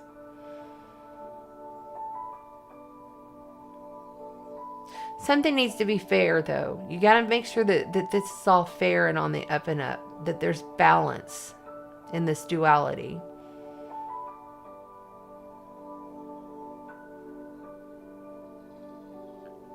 I really feel like the fire signs, if you'll just take the bull by the horns on this thing and go ahead and push on through, like, don't dishonor your emotion, but truly make that choice. There has to be, you can't stay in this duality. You got two duality cards here. You can't stay in this, do I do this or I do that? You got to make that hard choice, even though it's heavily emotional and it feels like it's a loss. Let's keep moving here. I'm going to pull you an Astro deck card to get more clarification for the fire signs. We're on fire.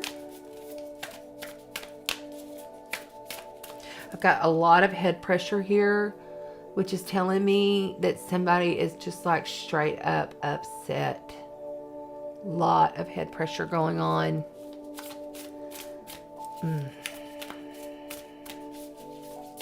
That's it. Your root chakra, and then they want this one too, okay? 11th house. Okay. So the chakra energy centers, if you don't know what those are, fire signs, please look that up. Your root chakra is the base of all of how you handle your energies. It's what connects you to the planet. Okay? It sits right at the tailbone. Okay? In the front and in the back. Okay? Because it goes all the way around. Okay? It's red. It's going to take a lot of strength for you to get through this. You need to ground yourself. You need to come in and do some base root chakra meditation grounding. Find some root chakra energy music on YouTube. Look it up. Play it while you sleep. You have community support. The 11th house is about the entire collective, the entire community that's around you. It's the Aquarius house. So fire signs, reach out, get help. Don't do this solo. Your community around you, which could be, your work, your friends, whatever you consider your community, is there to help you. You'll get a gift through that. All right. Thank you, fire signs. I hope that helped you. But yeah, I mean, you got 2 pages here. This is young energy. So you may even be dealing with a child or something that's like a child for you. There may be a child involved here. And I'm sorry for your loss. But just remember, everything that goes back to source in the afterlife, goes back to God, stays on. It's just another dimension. It's just another reality. We just leave the flesh suit. But it doesn't make it easy, right? Because we're human. And it's not easy. Yeah. That popped for you right in the end. I was still thinking about the fire signs. I got to give it to you. The world, completion. This will come to the end. Completion. This is the last major life event, major arcana in the 78 card deck. This has to come to completion. This card represents going through so much and knowing that it's done. It's fixed. It's not moving. It's there. Okay. Thank you, fire signs. All right, so let's move on. Who is next? Who's going to be next? Okay.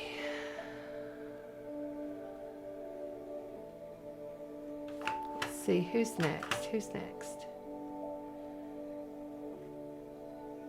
I'm sorry to hear that, Tracy Lee.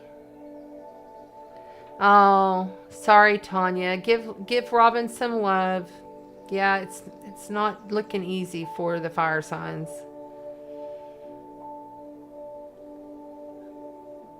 Earth. Okay, thank you. We are on Earth signs. Earth signs. Woohoo! Yay, Renee. We ate last. That's right. Okay.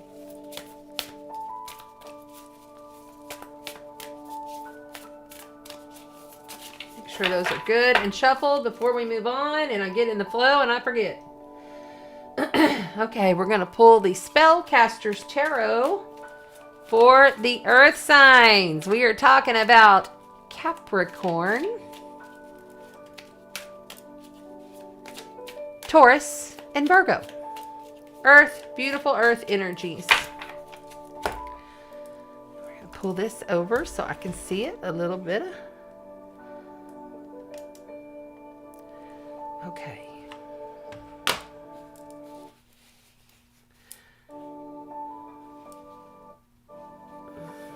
I keep thinking somebody's walking up the stairs, and there's nobody here. I'm upstairs, by the way, and I keep looking out there. I can see stuff walking by in my peripheral. So we'll see what happens here. Earth always gets a little cray-cray.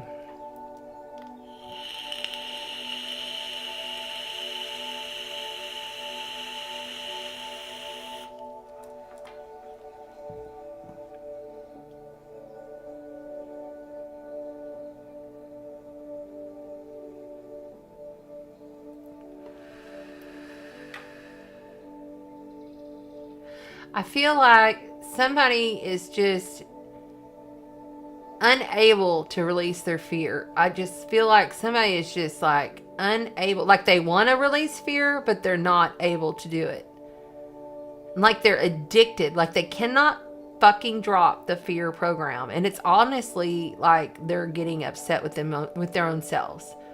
And my advice to you is to really understand that this is not easy work to do. And right now is the time to give yourself a little bit of a break on that. I'm getting tingles all over my head. Okay. Let's go. Hi, Aaron. Thanks for being here. All right, Capricorn, Capricorn, Capricorn. Well, you got Pluto moving a degree. You will feel a subtle shift in energy, but I bet you have a wonderful release going on right now with not having all those planets up in your chart. Things will start to settle down a little bit for you, but don't forget, you are still being transformed. You are still you need to find your power, okay? It's very important that Capricorn really finds their power within. Don't be so focused on the external world right now, Capricorn.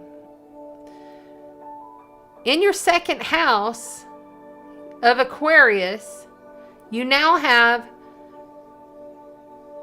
Venus and Mars straight up together.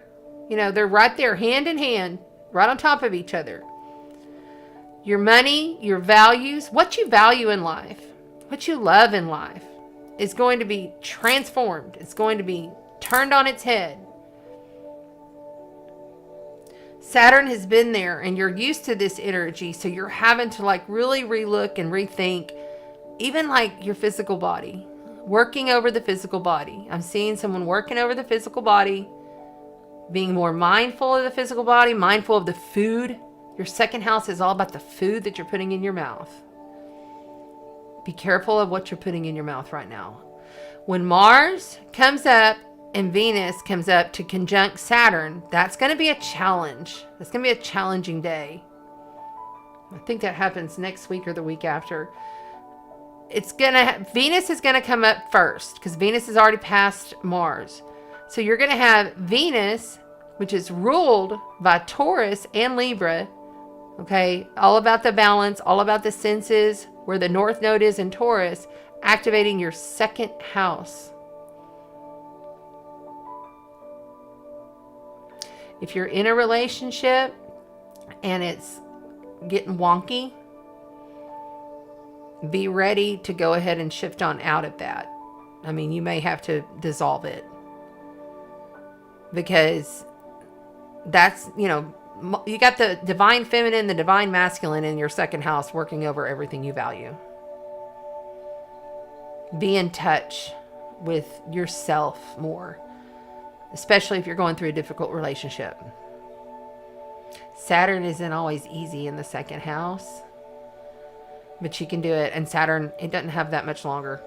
It's like a little less than a year there still. So it's halfway through it. Yay.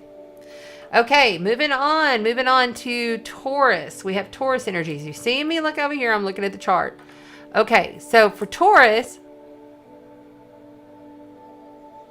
this is your 10th house. So all of your work, what you do in the world, how you show up in the world, all of that is also being reworked, revalued, okay? Because Taurus, no, I'm sorry. That's wrong. That's wrong. This is your 11th house. My bad. It's hard to read this sometimes. Okay, it's the 11th house. Your 11th house is all about your community and what you're giving back to community. It's about your friends, hanging out with your family, your tribe, you know, people that you love, people you work with. It's a really good time mentally to communicate what your needs are. You can really rebuild yourself right now. You know, we're stepping into this new era, and especially having Uranus and the North Node in Taurus, man, this is good energy for Taurus. This is really good. You don't get your nodal return often. So use this time. Use it. Okay. And then also Taurus, I'm seeing you focusing in on your body a lot too. A lot of body work. You can transform that a lot right now. Yeah. Okay. Now we're moving on to Virgo. There you are, Virgo. And 1. So 1, 2, 3, 4, 5, 6. Well, this is happening in your 6th house. This is all about you, Virgo. It really is. Mercury moving in there is going to totally rework everything that you already know. And it's going to dissolve some placements, you know, like how you place yourself in your situations, like how you show up in a daily situation. It's going to change all of that. You could find love here too. I feel Virgos are really like wanting a partner. I'm tuning into someone who's really wanting a partner. Just go out and try.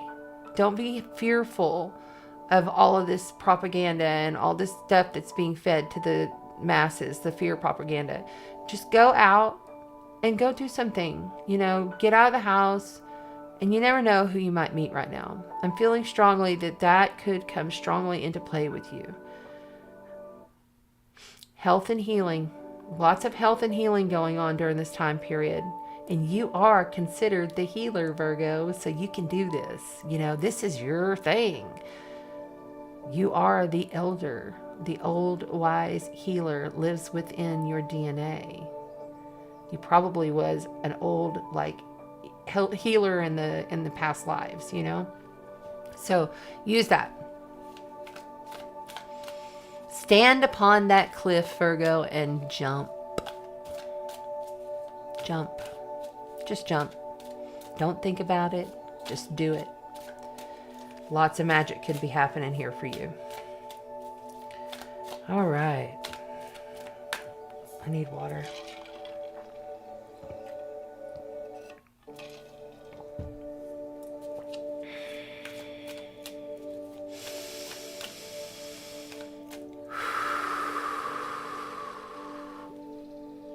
Okay.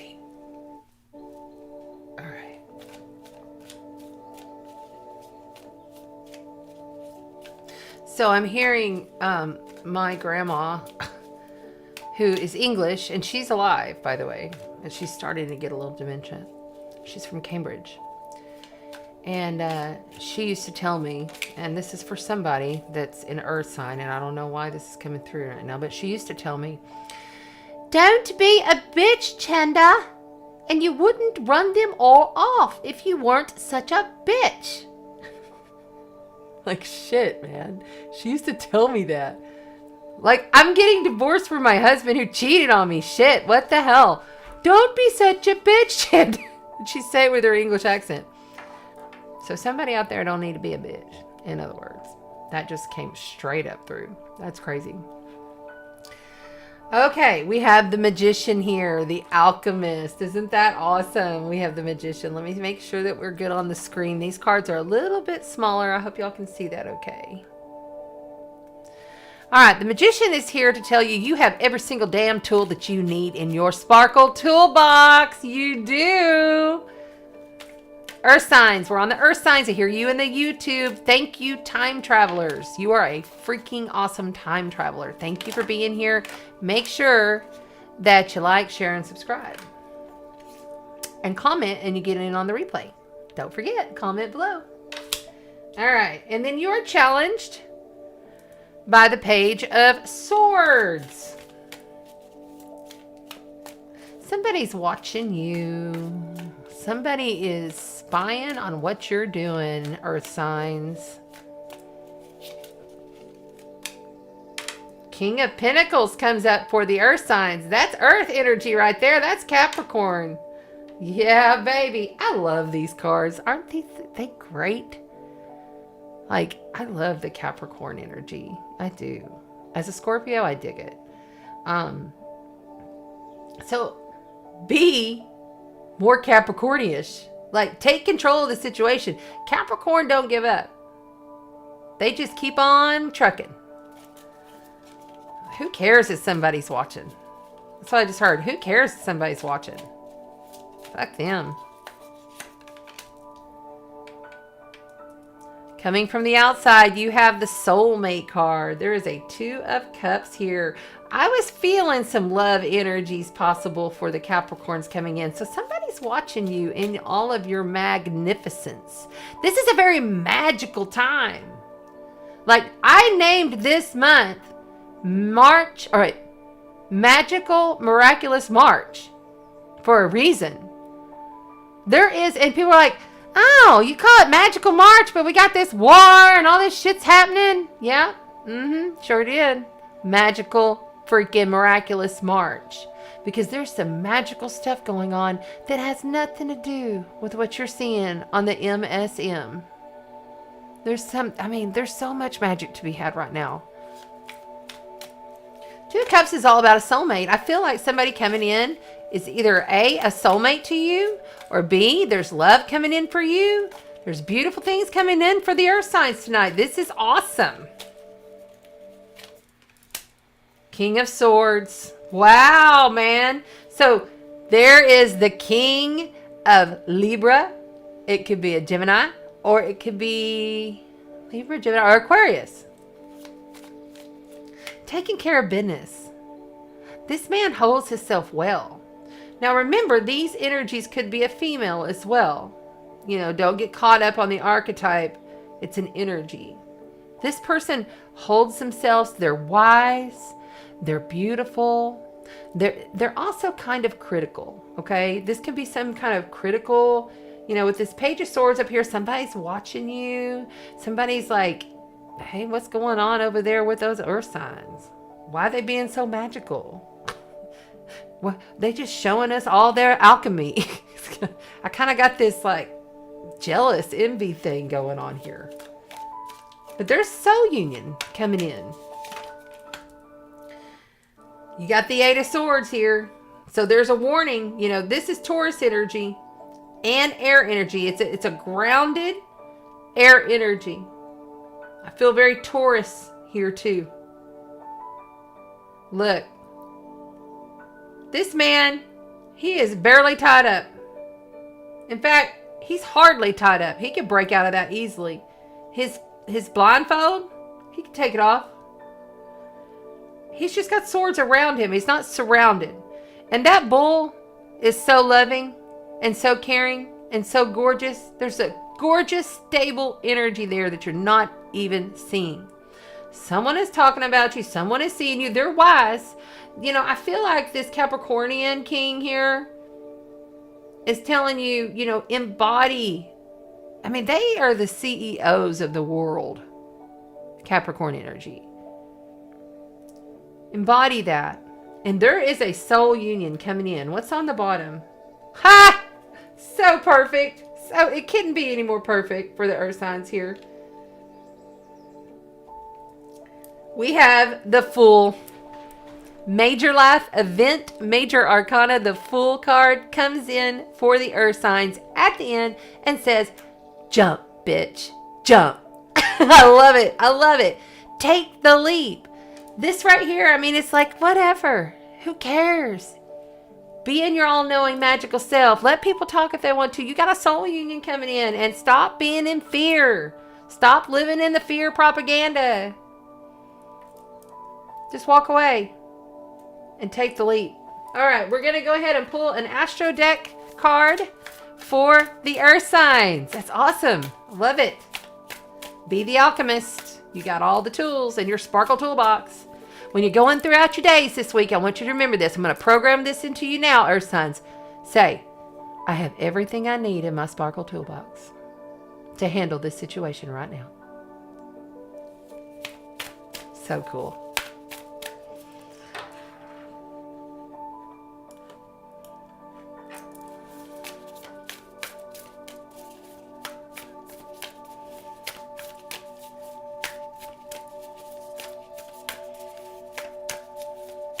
Capricorns are really something. They truly are. They amaze me too.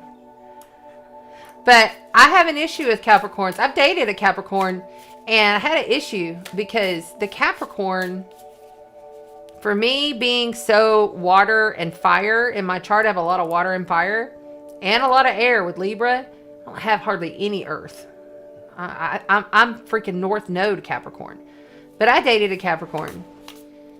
They have a hard time with emotion. And it's not their fault. Like, I never held it against them, you know.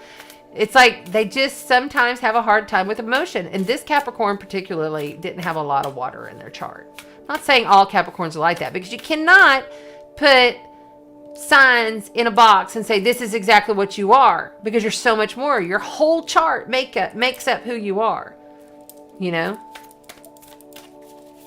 Somebody needed to hear that. Oh my gosh. Okay. We're going to choose from these. I'm going to do a little different. Take those out. This one. Conjunction, alliance. Okay, so this is teaching you about astrology. This is the glyph for a conjunction. When two planets come together, that is a reset of that entire cycle for those planets. So like, for instance, we just had Mars and Venus on Sunday come exact together. Now that whole cycle is reset and they won't come back together for 2 more years. Okay, so that's a whole different thing right there. So there's somebody coming. See that soulmate right there? See that soulmate? There's a soulmate coming. That right there tells me there's 2 major magical alchemists coming together. And it might be a King of Swords and a King of Pentacles. This is you, that's them. You just don't see it because you haven't taken the leap. Uh-oh. Look at there. What just showed up for the earth signs? 4 of Cups. Earth signs, are you sitting around not feeling fulfilled? Not seeing the gift that's being given? And just holding on to everything with dear life? You've got to open. You have to open. This is before this. You have to open. You have to take the leap. All right, let's pull a Soul's Journey card for you. I don't even know if we pulled these out. Whoa, that one went flying. Earth signs, y'all are hot tonight. Acceptance. I am learning to accept the things I cannot change. You know, sometimes, and I feel like this is like relating to this card here. Sometimes earth signs, you get all mixed up in your head and you're just like, I don't want to move. Because I don't really like this shit that's going on. So I ain't even going to, you know, I'm not even going to jump. I'm not going to take the risk.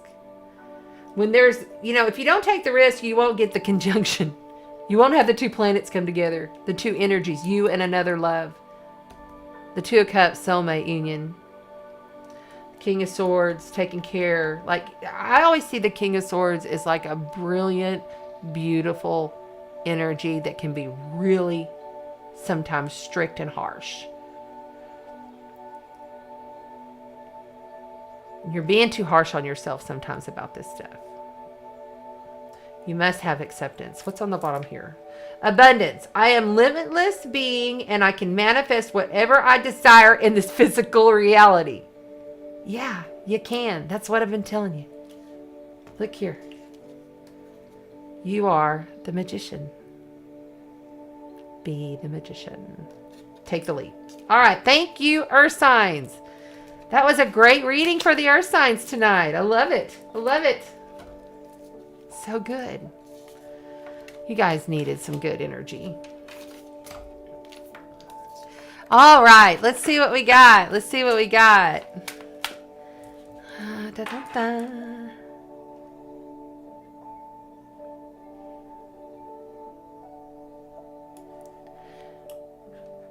My North Node is in Capricorn, so we're exactly opposites. That's the only Earth I have, by the way. Everything else is fire, water, and air. Melanie says, I'm all air, fire, and some water. Contact points, but no Earth. Same here. Okay, so. Yes, Shauna, that is your card, girlfriend. You got it. You got it. All right, Madness says he wants water. Jerry Lynn wants water. And Amy wants water. Yeah, it's been emotional. And it's going to get more emotional. Just be prepared with yourself. Do your energy hygiene every morning. Every morning. Take at least 5 minutes. I mean, if not more. To just sit in silence. Breathing in the golden light. Remember, we are now in gold light codes.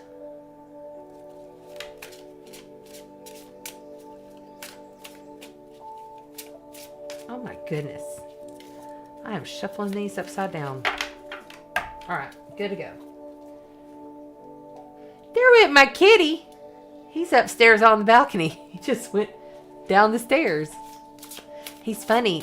Sometimes he'll come and he'll lay at the top of the stairs while I'm doing my readings, but he doesn't ever come in here. You see, he's deaf. He can't hear nothing, but he sees stuff and he feels stuff. He's an energy alien cat is what I call him. I say, what's up, little alien? Because I think he's a straight up alien too. I think he's like one of my soul family. He's so cool. Breathe in sunshine. Well, heck yeah. I like that. Shauna says, I breathe in the sunshine. But envision the light codes coming in through the crown chakra, third eye, throat, heart, solar plexus, root. You want to make sure and hit all of those energy centers. And are they flowing?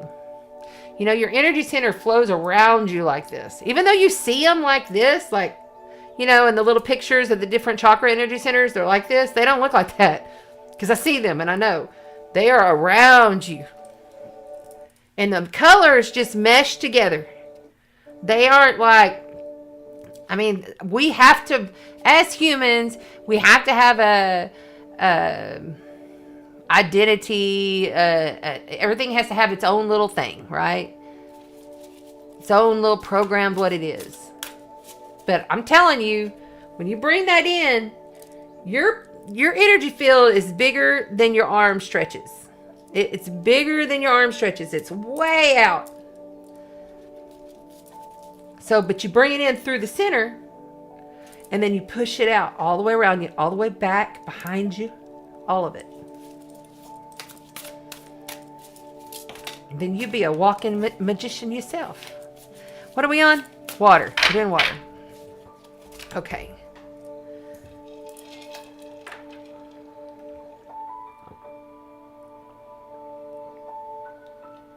Your North Node is in Pisces, getting activated as fuck. That's awesome. I would love for my North Node to be getting... It was. I had my North Node of Capricorn getting all worked over. All of this happened during my North Node and Capricorn return. Because you got to understand, we just switched into what? Scorpio and Taurus. Okay? And then before that, it was Gemini Sag for 18 months. And then before that, It was Cancer and Capricorn.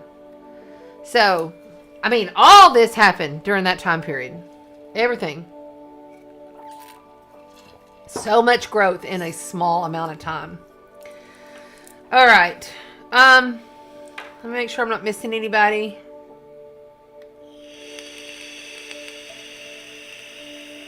Tracy Lee says about her cat.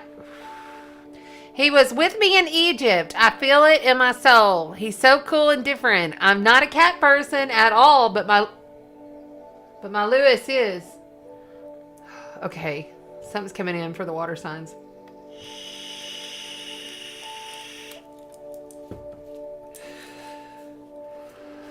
Grandma's here. Somebody's grandma's here. Why am I getting all these grandmas all the time? Okay. I think they're poking on my head. Okay.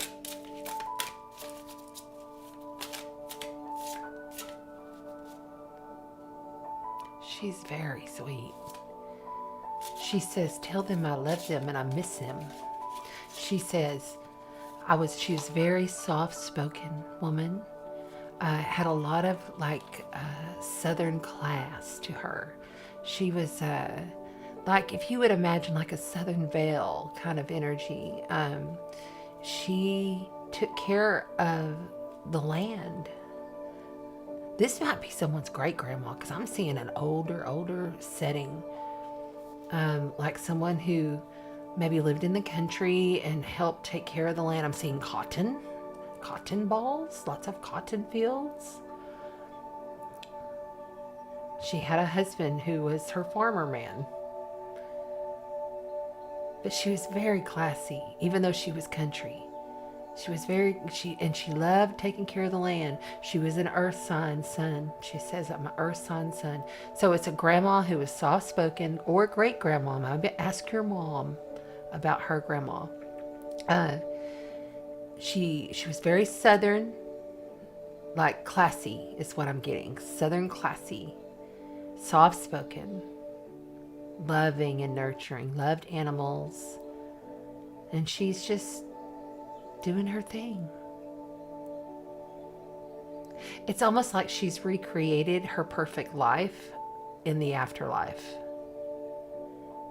I like it. Because you get to choose. You know, once we leave the flesh suit, you get to choose where you go and what you do. It's up to you. After your life review, of course. I've seen visions of that as well. I see it as like, when we pass on, I see it as like there's this big dome, like glass thing. And all around is just kind of like this space. Like it's like you're in space. But there's a big, like, neon type bluish light that's white blue light. It's like a white blue source light. And it illuminates this big dome. And you go up with your soul family and God, and everybody comes in and you watch to see how your life was that you just came out of. And the way you vision it, when you see it, you don't see it through your own eyes. You see it through the people you met and experienced that lifetime with and how they felt around you. Makes you really rethink how you act as a person in this incarnation, because when you get done, you get to see how your energy affected everyone through their own eyes and their own feelings.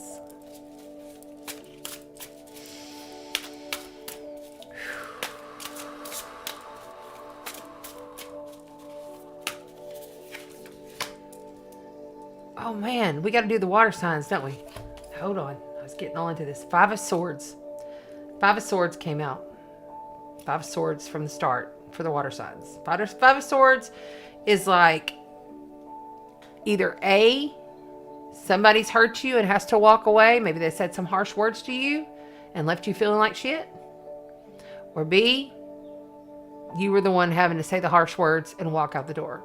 Let's go through the water signs on the chart and see what's going on with this Mercury going into Pisces for them.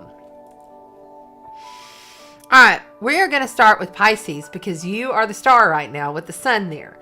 Piscean energy is being amplified and spread. I see a rainbow of light spread all over the planet. Everything you do right now, Pisces, pace yourself because you're getting super activated, especially your mind now. So you're used to flowing in this 12th house energy, unlike all of the other signs. So really understand that right now, logical thinking is on point for you. You're the only one that logical thinking is going to be amplified. Busy mind work is great right now. Make sure that you are, any of that like computer work that you need to get done or contracts that you get, maybe you're a realtor and you need to get all your contracts together to sell a house. It's going to just be it's just going to keep on coming. It's going to be easy. You just do it. Like nothing. Like it's no issue. With Jupiter and Neptune being there, and Neptune about to conjunct the sun, there could be I feel like there's some people that are like unseen enemies that are popping up for you. Be cautious of that. You might have somebody popping on up that you didn't realize. Oh God. Okay. They're coming there's multiple people and spirits in this thing. Okay. Stop. Okay. So you didn't realize that there's a lot of different enemies, like people talking their shit. So be mindful of that. But who cares? Truly, you're the star right now. Be the star. Everything you touch turns to gold at this time. Jupiter, the great expander, the great magnifier, is making everything huge for you. Enjoy this time and use this time to build and create. Okay. Pisces, and the next is Cancer. Okay, Cancer. This is in your 9th house. Okay, so this is a really good time if you want to go on adventures, if you want to go and explore, escape, take an island vacation, whatever. Just go on a little trip in your local community if you want. It's a really good time for that right now, Cancer. Get out and really, if you could, so say that I'm seeing someone that's in a library and they're doing a lot of research on a lot of stuff, and that could be, I get visions of old school stuff, and it could be a library online or whatever, you're researching stuff, but I feel like you need to turn to real books. I'm seeing someone really going and looking at some actual historic books to get to whatever it is that they're trying to accomplish. Maybe you're looking up your ancestral stuff. Find the hard copy of something. I'm seeing that for you, Cancer. Big time. Shh. Be quiet, Cancer. Literally give yourself some quiet time throughout this period with Mercury being in your 9th house. Wisdom is there for the taking. You may even just learn wisdom through your adventures. Really, you're going to learn a lot throughout this time period. Deep ancestral stuff is going to come up for you. The fire in the belly is what I'm feeling. You got that fire in your belly for figuring this out, and you can. This is a good time for that. Okay, moving on over to Scorpio. Scorpio, lovely Scorpios. Where are you? There you are. All right, this all is happening in one, two, three, four. Your 5th house. So, Mercury being in your 5th house. Let's look at that. The 5th house is the house of children and joy and fun, creativity. It's the house that we go to truly focus in on our intimate family, our closest family, and really cultivate and love through that. It's also the house of your father. You may have a deep connection with your father. With Mercury being there, this is really going to intuitively connect you if your father is passed. Your father's passed. Okay, so your Scorpio, your father's passed, and they're going to come through in a dream for you. You're going to have really incredible dreams. But right now is a very good time to find love. If you're looking for a partner, this is a great time to go out. Just try going out. Even if you don't feel like going out, Scorpio, just try it. Just allow the vibrational energy of love to work its magic on you during this time period. See through the eyes of love, Scorpio. Okay, there we go. And now we are on to the water signs. This is a water signs tarot read for you in the YouTube replay. We're starting out with the 5 of Swords. So yeah, some kind of harsh words has been said here. Some kind of hurt has been happened here. It's not been easy. Yeah, a little bit of anger, a little frustration. As fire sign, I concur. Okay. I mean, is it air sign? Maybe somebody's a fire sign like moon or rising, and this is for you. Remember, if this is hitting your heart, it might be your rising or your moon sign. Remember that. Okay, I'm upside down with the cards. Let's turn them back right. All right, 5 of Swords. Jeez, man. And you have the King of Wands popping in here.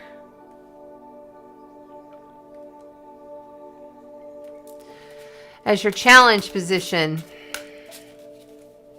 So the King of Wands can sometimes be a hothead. Somebody that comes in fast, leaves fast. Somebody has some harsh things to say. Your challenge is like literally from somebody who has been like straight up hateful. You have the 5 of Wands here. This is also another 5. Fives are difficult energies, okay? So this is water signs. People be smacking their gums. Talking. Lots of chatter going on. The 5 of Wands is fire, and that's a healthy competition. This could turn into something good, actually. You know, because of the harsh words, because of the harshness that's having to go on here, it could turn into something good that you're not seeing. It's a very unseen time right now. Lots of unseen, lots of illusion. Perceptions switching, beliefs changing. I love it. From the outside, and excuse me. Oh, my nose is running. From the outside, you have the Chariot. This is major life event, major arcana card coming in. You know, the Chariot energy, that Sagittarius energy, and this is also Sagittarius energy. You might be dealing with Sagittarius, or you have a Sagittarius like rising or moon. This is a victory card.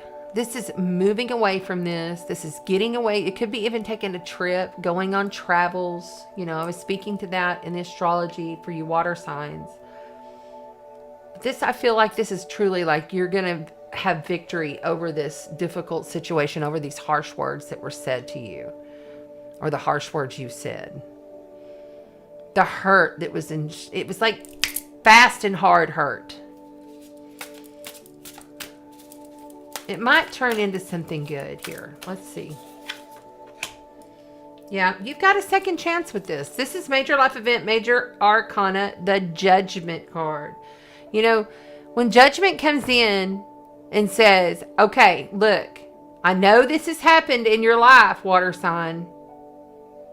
And I know it hasn't felt like it was fair or it was right. But there's an underlining thing here, and I'm giving you another chance to really look at this closely, really look at this like deeply, and find the gift in the bullshit. Find the gift in the bullshit right now. That's what they're saying. Find the gift in the harshness, in the difficulty, in the challenges. Where's the gift? Deep within you is the gift. One they want right off the bottom. 6 of Cups. There you go. So harsh things were said. Feelings were hurt.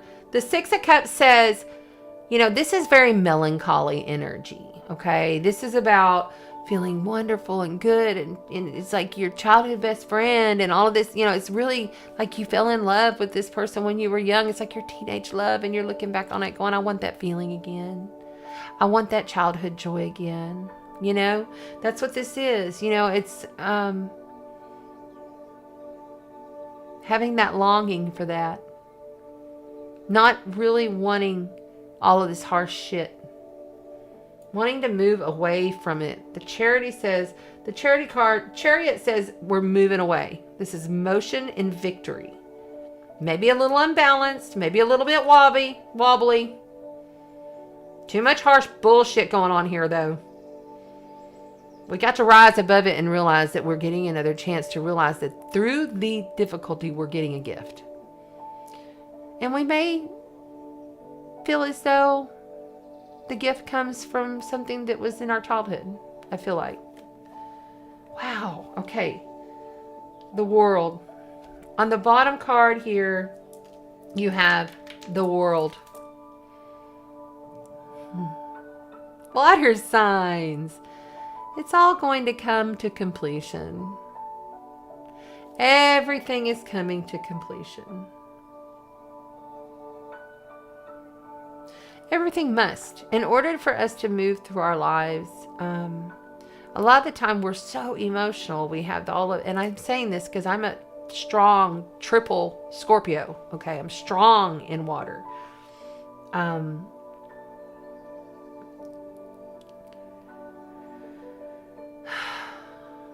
Sometimes it just feels like it's too much because you feel everything so strongly. You feel all these energies coming in and out of you. You feel as though, you're just putting your best foot forward and people don't even see you because you're fluid and you're flow. You can even make yourself invisible if you choose to.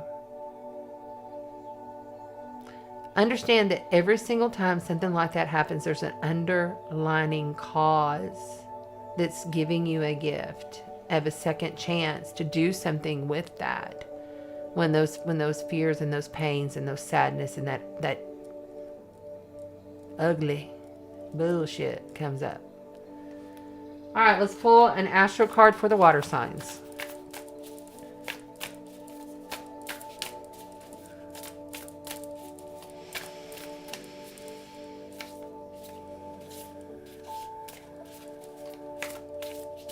Man, my stomach is just moving a lot tonight. Moving up and down, moving up and down. And I made sure to eat.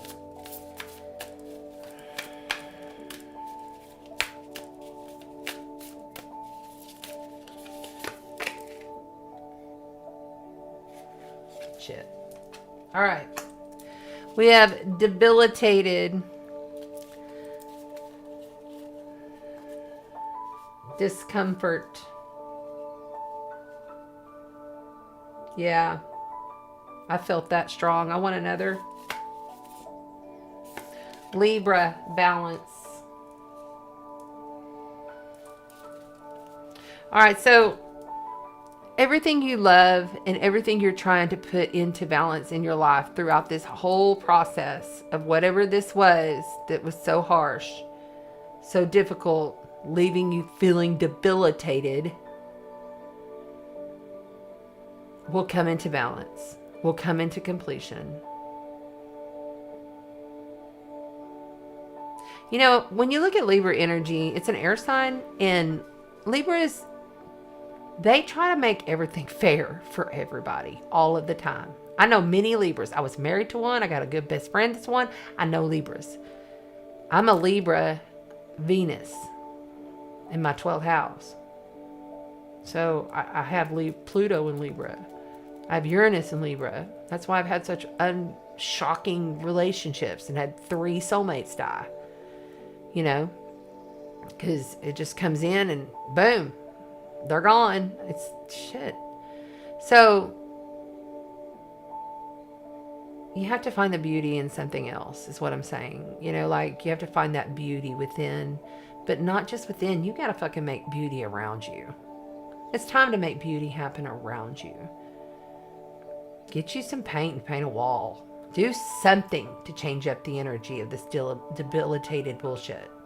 Like me, I moved this desk out. I put some new lights. I bought 2 new palm trees. You know, I moved a bunch of stuff. I moved all kinds of furniture around in this thing. You know, just to kind of like give me a new frequency. You know, give me a freshness. I feel like that would be really good for the water signs. Okay, let's go ahead and get a soul's journey card for you. There it is. Humor. Choose to focus on the lighter side of life. I do this a lot. You know, it's like, fuck, that's fucked up, but it's funny because, like, if you start looking at life as though it truly is a movie, because it is, like, literally we're watching out a movie. Like, the COVID movie's over, y'all. Now we're on to the war one. You know what I'm saying? It's you got to find some kind of humor in it. You know, you got to find humor in your everyday life. Even when the bullshit comes in and people are harsh or ugly to you. You have to find the lighter side of these things. Like, I wake up in the morning and I'm like, oh, this is going to be a great day, but my back hurts. Or, you know, I mean, sometimes, you know, it's not easy. It's not easy to be a human. It's the most challenging fucking planet in the universe and in other universes. This is the most challenging planet of all. To come down here in this third density, in this heavy duty flesh suit, you know, and go through all the bullshit that we go through, it's not easy. Applaud yourself for being here, for actually having the experience. Pride. I love myself. I see myself in everyone. Because we're all one consciousness in different flesh suits, different entities, but all one consciousness. So there you go. And the mirror, think about that. When you speak with somebody or you get in a harsh thing with somebody, there's something there in what they're saying to you that you drew to yourself that you needed to heal. So remember that. Okay, thank you, water signs. We're on to what? The air signs now, and that'll be the last one for the night, will be the air signs. Let's get that and put that back there.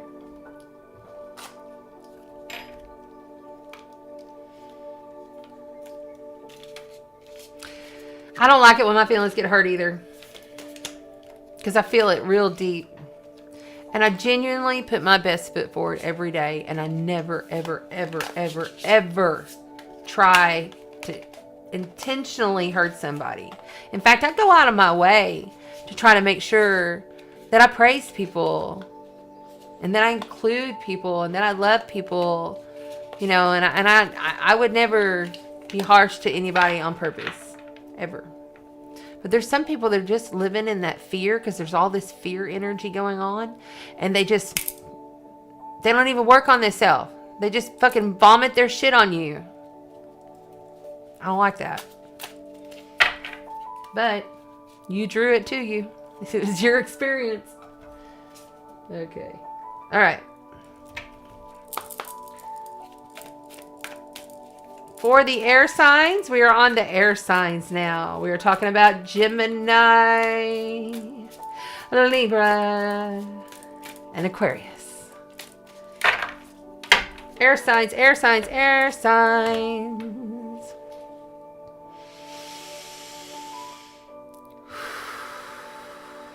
Oh, cool. Yeah, Katie, go be a time traveler and go on back to... That's right. You know, during the live, you can back it on up and go and see your sign if you had to jump off and jump back on. That's all good. All good.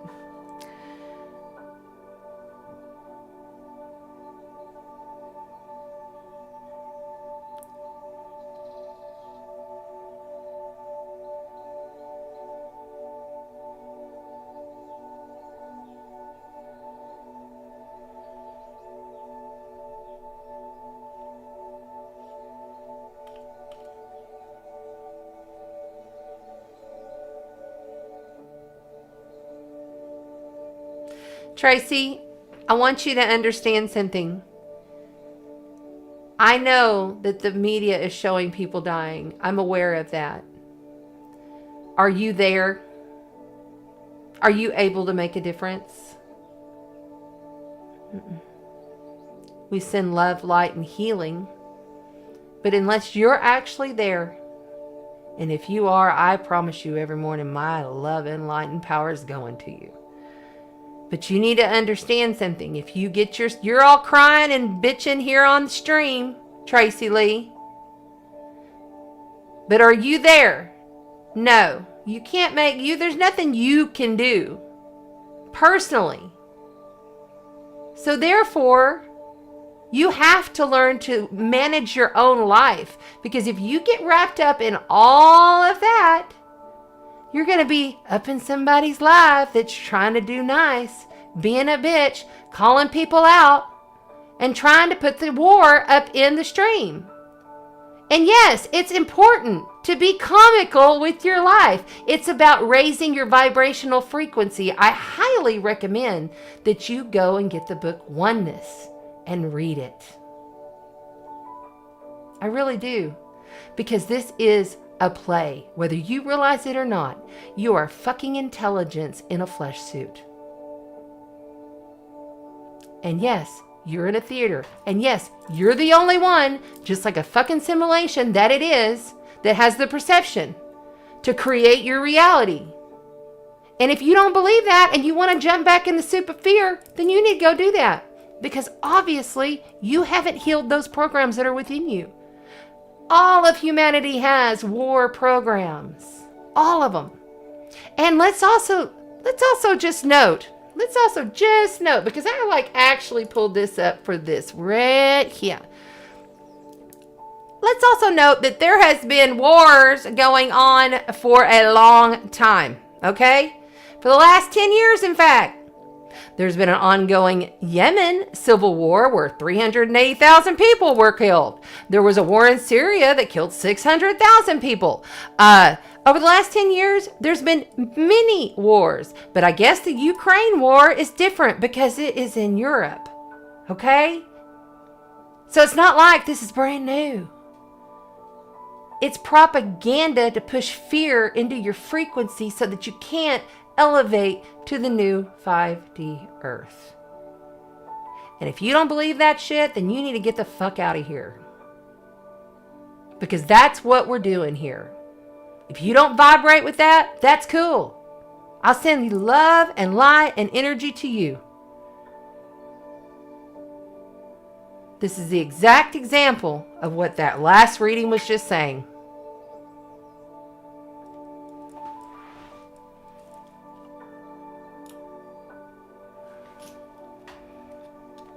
All right, let's go.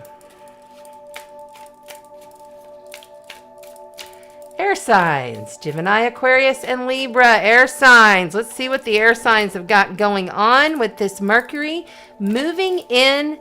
This is happening tomorrow, by the way, at 7:32 p.m. As of tomorrow night, Mercury, our minds, our intellect, how we communicate, our media, and the propaganda they push on us, is moving into illusion, Pisces. Dissolvement, Pisces. With Jupiter there, expanding on all of that. And Neptune. Yeah, it's all illusion. See through the illusion. All right, we will start. Let's start with Libra. Lovely Libras. I love you, my Libras. So look, this is happening in your 5th house. No, I'm sorry. 4th house. So this is about your home, your family, your foundations. This is stuff that is like coming in and possibly dissolving some of the relationships that are happening in your life. This is like feeling like you're trapped mentally and not being able to move energy for Libra. I feel strongly there's an energy coming through that's going to say, hey, look, this has to change or this has to end. I'm seeing a choice point here for the Libras about your home and your family. You're going to have to make a choice. But it's a really good time if you can go ahead and, cozy up the house, cozy up a room, maybe create a craft room or, maybe start a garden. It's almost time to start thinking about, planting stuff and, pruning the plants that you do have. That's a really good time. Very much a nesting energy for you. Will help you to handle this feeling of not being able to be there. You know what I'm saying? So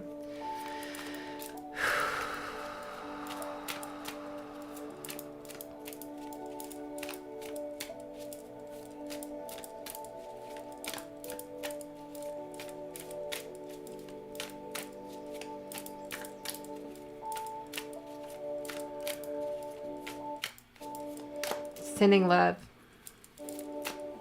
See how that is like not happening normally when I'm in here just doing my normal thing.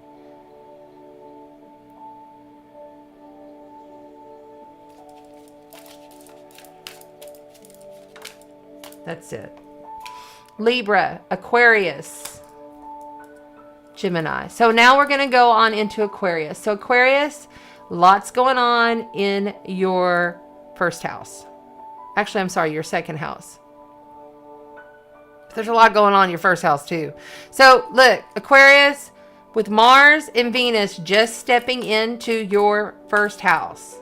This is all about how are you handling your drive? How are you handling what you value in life? How are you handling your relationships?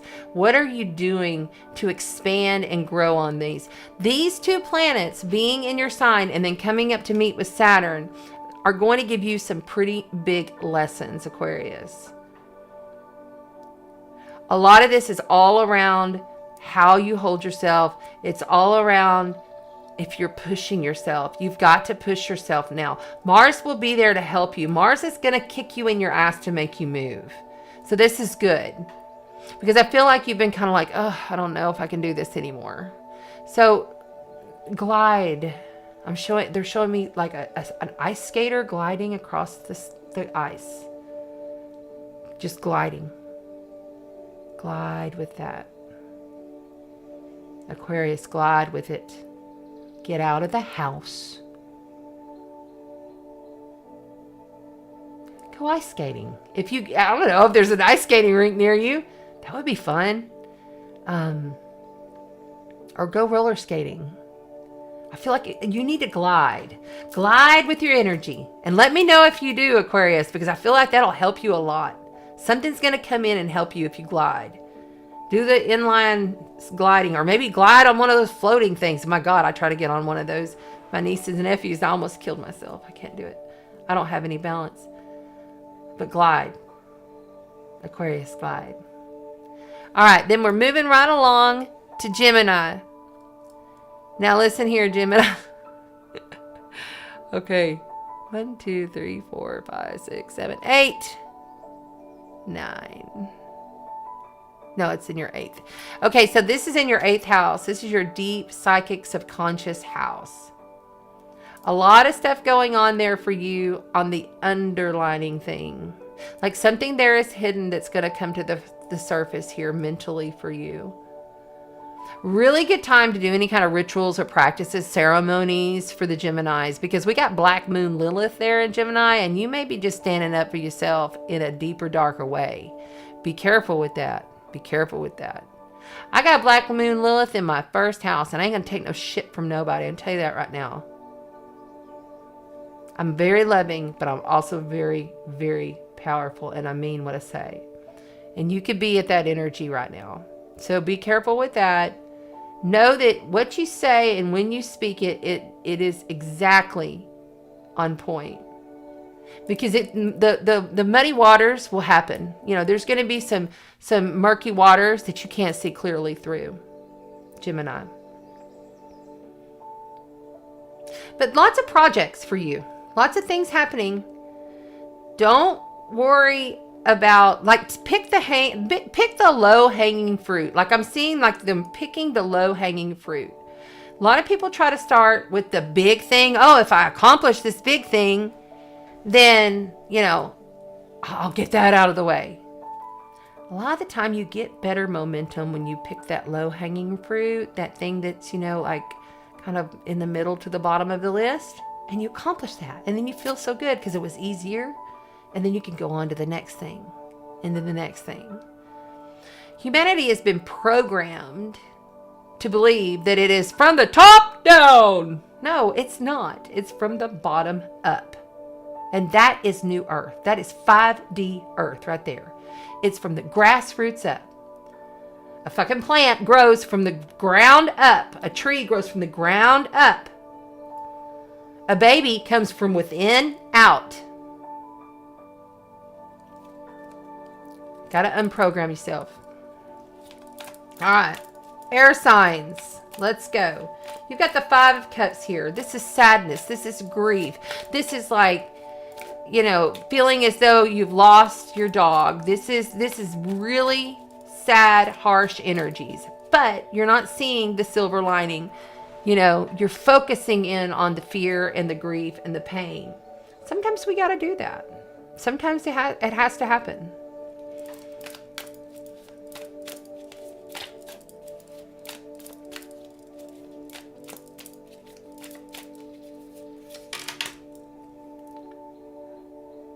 Your challenge, air signs, is to have some temperance. Major life event, major arcana card there for you.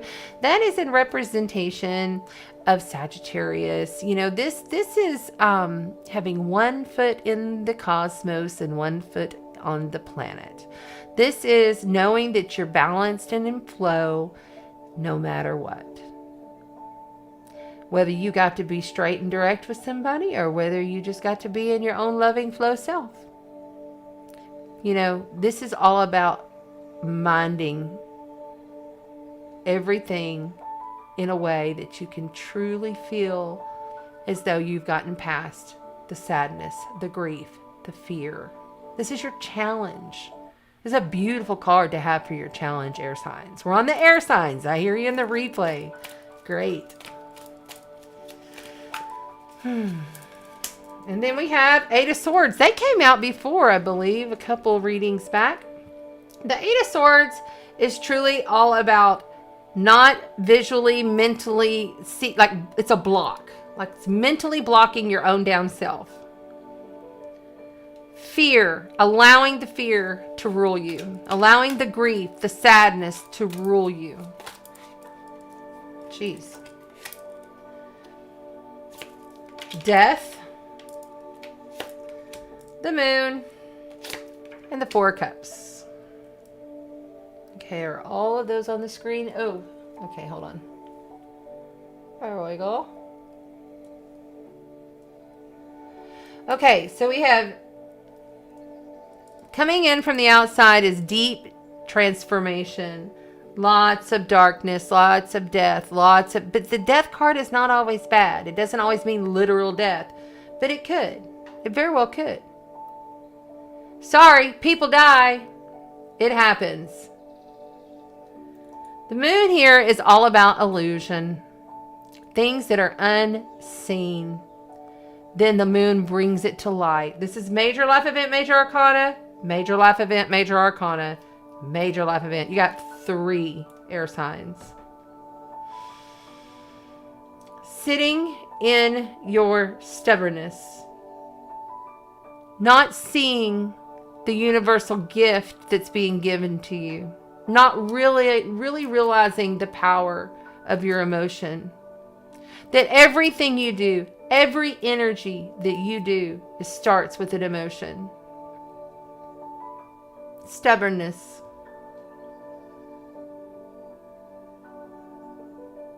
The light will eventually shine on all of this and it will be illuminated. Everything will come into clarity. Temperance is your challenge. Because there's a brand new, fresh, tangible start on the bottom for the air signs. I love it. I love it, actually. I really do. There's a lot of deep, profound transformation going on here with this Five of Cups, sadness, grief, through this deep death transformation. One must be able to see clearly, though. The illusion is there, and must accept the gift. This is like the universe coming in and giving you a huge, big gift of emotional greatness that's within you. And you just going, I don't see it. I'm going to play over here with these things over here. I'm going to stay over here in this consciousness right here. No. Ace of Pentacles says, hey, I'm right here. Come get me. Plant me. Focus on me. I have great good things. There's only 4 of these and 78 cards. You got that as the over. This right here and this temperance right here is where your focus should be. Not here. All right, air signs. We are going to pull from the Astro cards deck. Let's go. Damn. Lucky you. Solar flares, activations. So many activations coming in for the air signs. Remember, you are air. You are the element of air. You can pull those solar codes in and activate yourself straight up out of the 3D fear propaganda bullshit if you so choose. You sure can. I love that. We're going to have a lot of electromagnetic energies coming. Like a lot. We're in a little bit of a break right today and yesterday, like it's kind of calmed down, but there's another one that was just released and it's going to be probably hitting by Thursday, Friday. So you need to understand that these times that we're in, being an air sign, you can pull that stuff straight through the air, straight into your body. But your focus is important. And if you're not focused on making your life the best it can be, and you're focused on other people's fear and other things, I don't know what to tell you.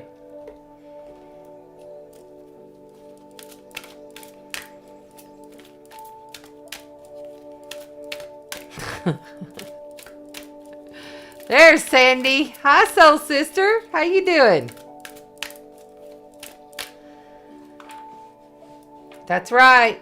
I did say that, Jerry Lynn. Thank you. Solar Cold Sunday. Get out in the sun.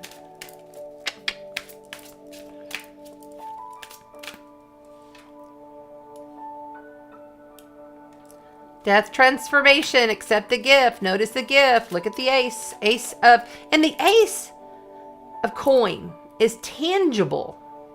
Now, it's tangible things we touch, we feel, we taste, we do in our life. It's tangible. You got the ace. That's a brand new seed, a brand new start, if you accept it. Okay, they're wanting me to do it this way. This happened like 2 times in a reading already. Okay, so I'm going to separate these. No on this one. No on this one. Surrender. I can release my need to control. Happiness. I am aware that I am a being happy. I'm aware that being happy means that I am on the right path.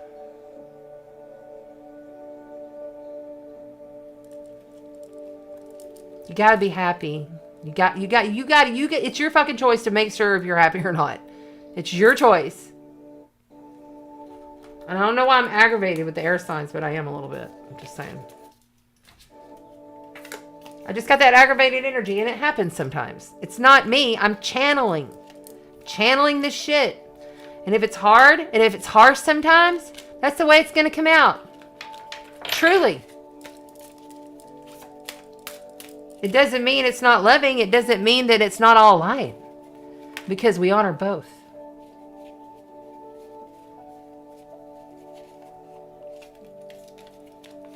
It's human. Be a human. Okay, now we are done with the earth, the fire, the air, the water, signs. Yes, we are. Oh my goodness. Woo! Chris, I'm so sorry. I'm sorry if it hits you hard. It's just, it's how it comes out. I can't, it's a channel. I'm a conscious channel and it just comes. I can't, it's not, I don't even remember how, like next day, you can call me up tomorrow and say, or text me and say, do you remember when this did it? I won't remember it. I never remember. My mind gets swiped. I have to go back and rewatch. Okay, shit. I'm getting tired, so we're going to have to get this going. It's almost 3 hours now. Okay, so what are my questions? I will take 3 questions, and then I am going to go and clear the space and thank the gods and close the circle so that I can get some of these energies out of here, because there's a lot here today, and they're pushing on my back. I can feel them pushing on me, and it's just been, it's a lot. They're pushing me, and it's a lot of energy, and my head feels like it's about to explode. Okay. Let me see here if there's any kind of messages I missed.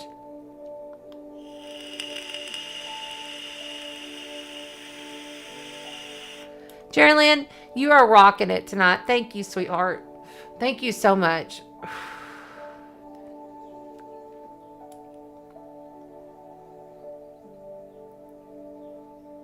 Thank you, Madness, for being here and helping out.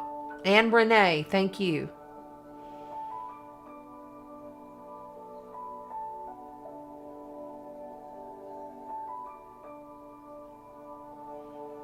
Your yard is ice. That's funny. Jerry Lynn, because there's ice skating. My yard is ice. Get out there. Okay, so I'll tell you a funny story. Just had a vision. When I was living in Midland, Texas, you know, we're right there by the Rocky Mountains. I mean, we could be on the snow in New Mexico. We're right an hour and a half from New Mexico. And it would get icy. Like it would ice over. My whole yard was pure ice. And we would get in our house shoes and we'd go out there and slide around on the ice. It was fun. My daughter's all out there. She is out there and she's like, her whole windshield is covered in straight ice, right? And she's like taking them off, like she's cracking them. She's cracking the ice and she's throwing it on the ground and she's all mad. I've got a video of it. It's hilarious. She's like, I'm like, well, you don't have, she's taking it off the top of the car. I'm like, she's done the windows. I'm like, you don't have to worry about that. She's like, no, my car is cold. So funny. What a good memory. Black Moon Lilith energy is hard. It really is. And I will tell you, let me just go to the current chart right now.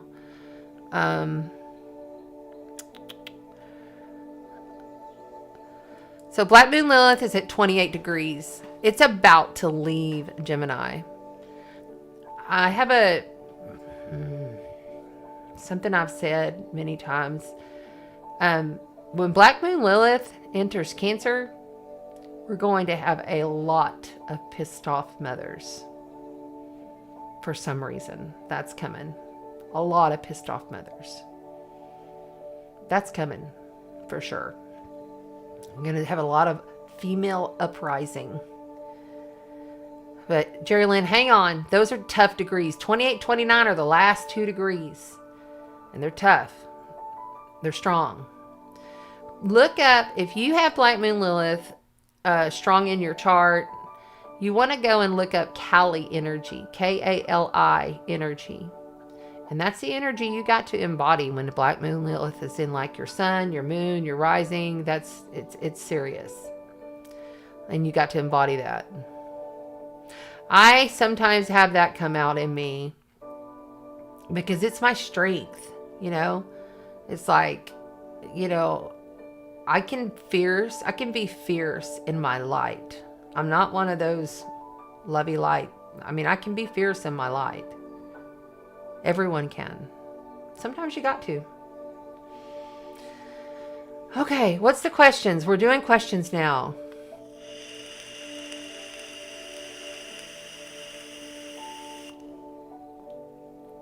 Where did it go? Amy has what is it? Question by Jane Epic. Where is it? Did I miss it? I missed what the question is. I can't remember. I'm in the channel, so I can't remember unless you write it, Amy. Let me see.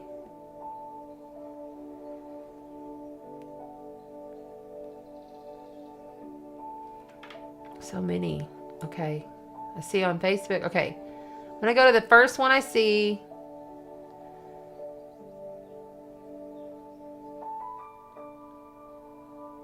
Okay, we're going to go with Sandy's question because I don't see which one Jane's was and I don't remember what it was. Sorry. Asking my guides an important question, yes or no to Jason. I think you will get your confirmation through the Astro codes. Sandy. That one. You need to stay in review of that. It's unanswered at this time. Retrograde is release, review, relook. Take another deep look at this situation with Jason. I'll give you one more. I kind of felt when I first asked it. Yeah, there's tension there, you know. A square, semi-square quincunx. So this is a quincunx, so you can learn. Oh shit, you can't see the cards. I'm sorry. Oops. There we go. You have retrograde, review, relook. These are so beautiful. They're so coded. Okay, so here's the semi-square. Here's the square. I'm sorry, here's the quincunx, here's the square, here's the semi-square. All of those are very, it's like I'm seeing you know how you pull those rubber bands and you pull, and there's just so much tension until it finally snaps. I feel a snap energy with this. He don't got the resources.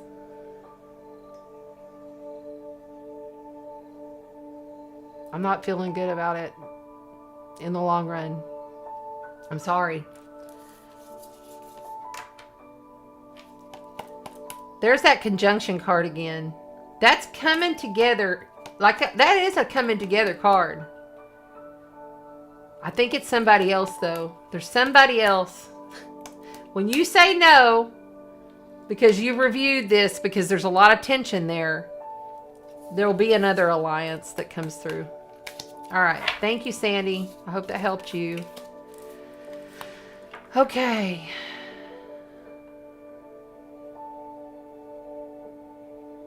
Who's next? Let's see here.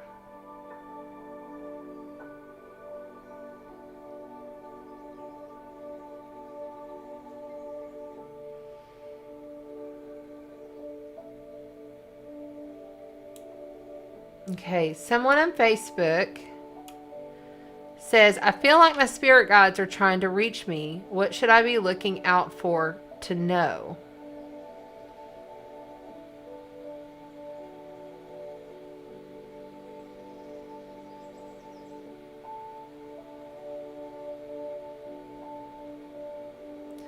There's a coded alliance that's coming through. There's something within you that is holding you back from allowing us to greet you. You know that we're there, but there's something deep within. It's like peeling the layers of an onion. You have to peel each layer away of the trauma that you experienced from childhood. There's something deep with abandonment issues that's holding you back from truly opening up to your gifts, but you're extremely it's a short ways away is what I feel. You're short. It's not like it's going to take long.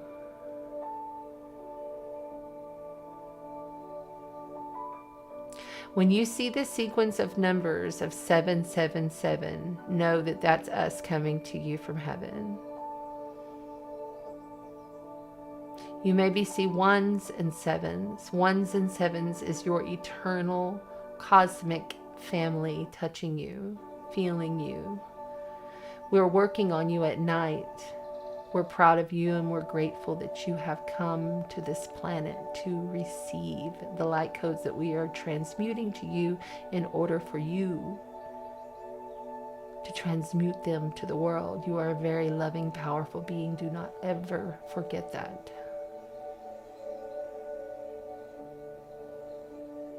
Our heart expands every single time we see you triumph. And we envelop you when you are crying alone.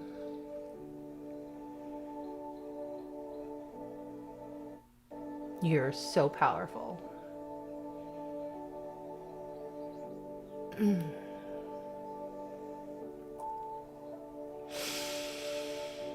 Okay.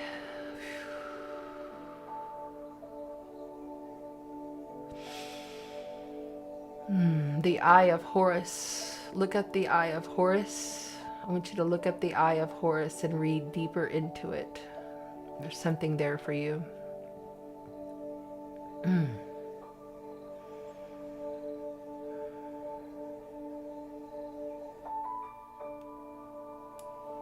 Last question. You're welcome, Sandy.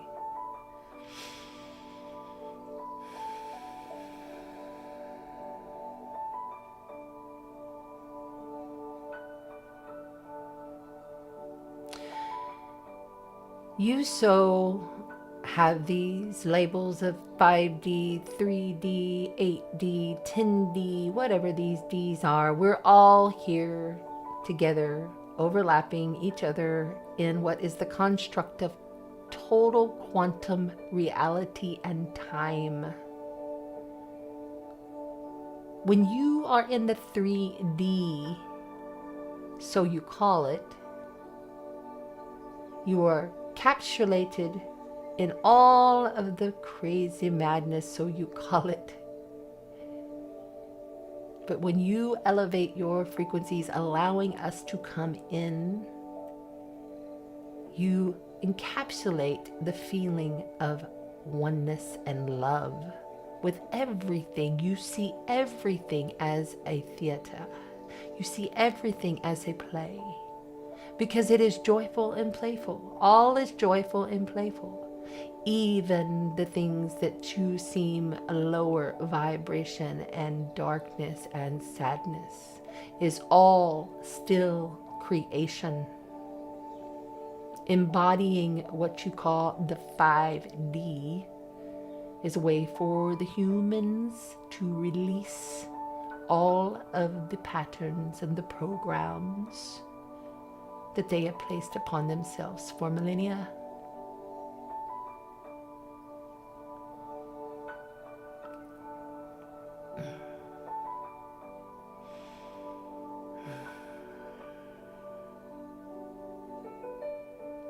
That's it. That's all I got. Okay. I love you very much. You are loved. You are powerful. Don't forget that. Manage your energy. Manage your focuses. The veil is so thin. Open up. Take the leap. Stop the bullshit. Where is your focus? Where is your focus? Find joy in every day. Thank you very much, everybody. We will see you here again next Tuesday for AstroTarot Tuesday Night Live. I love you. I appreciate all the new beautiful faces and everyone on the replay for coming in and playing with us tonight. Your guides love you, and I love you. Walk in the light and spread the sparkle. Remember, you are the God spark.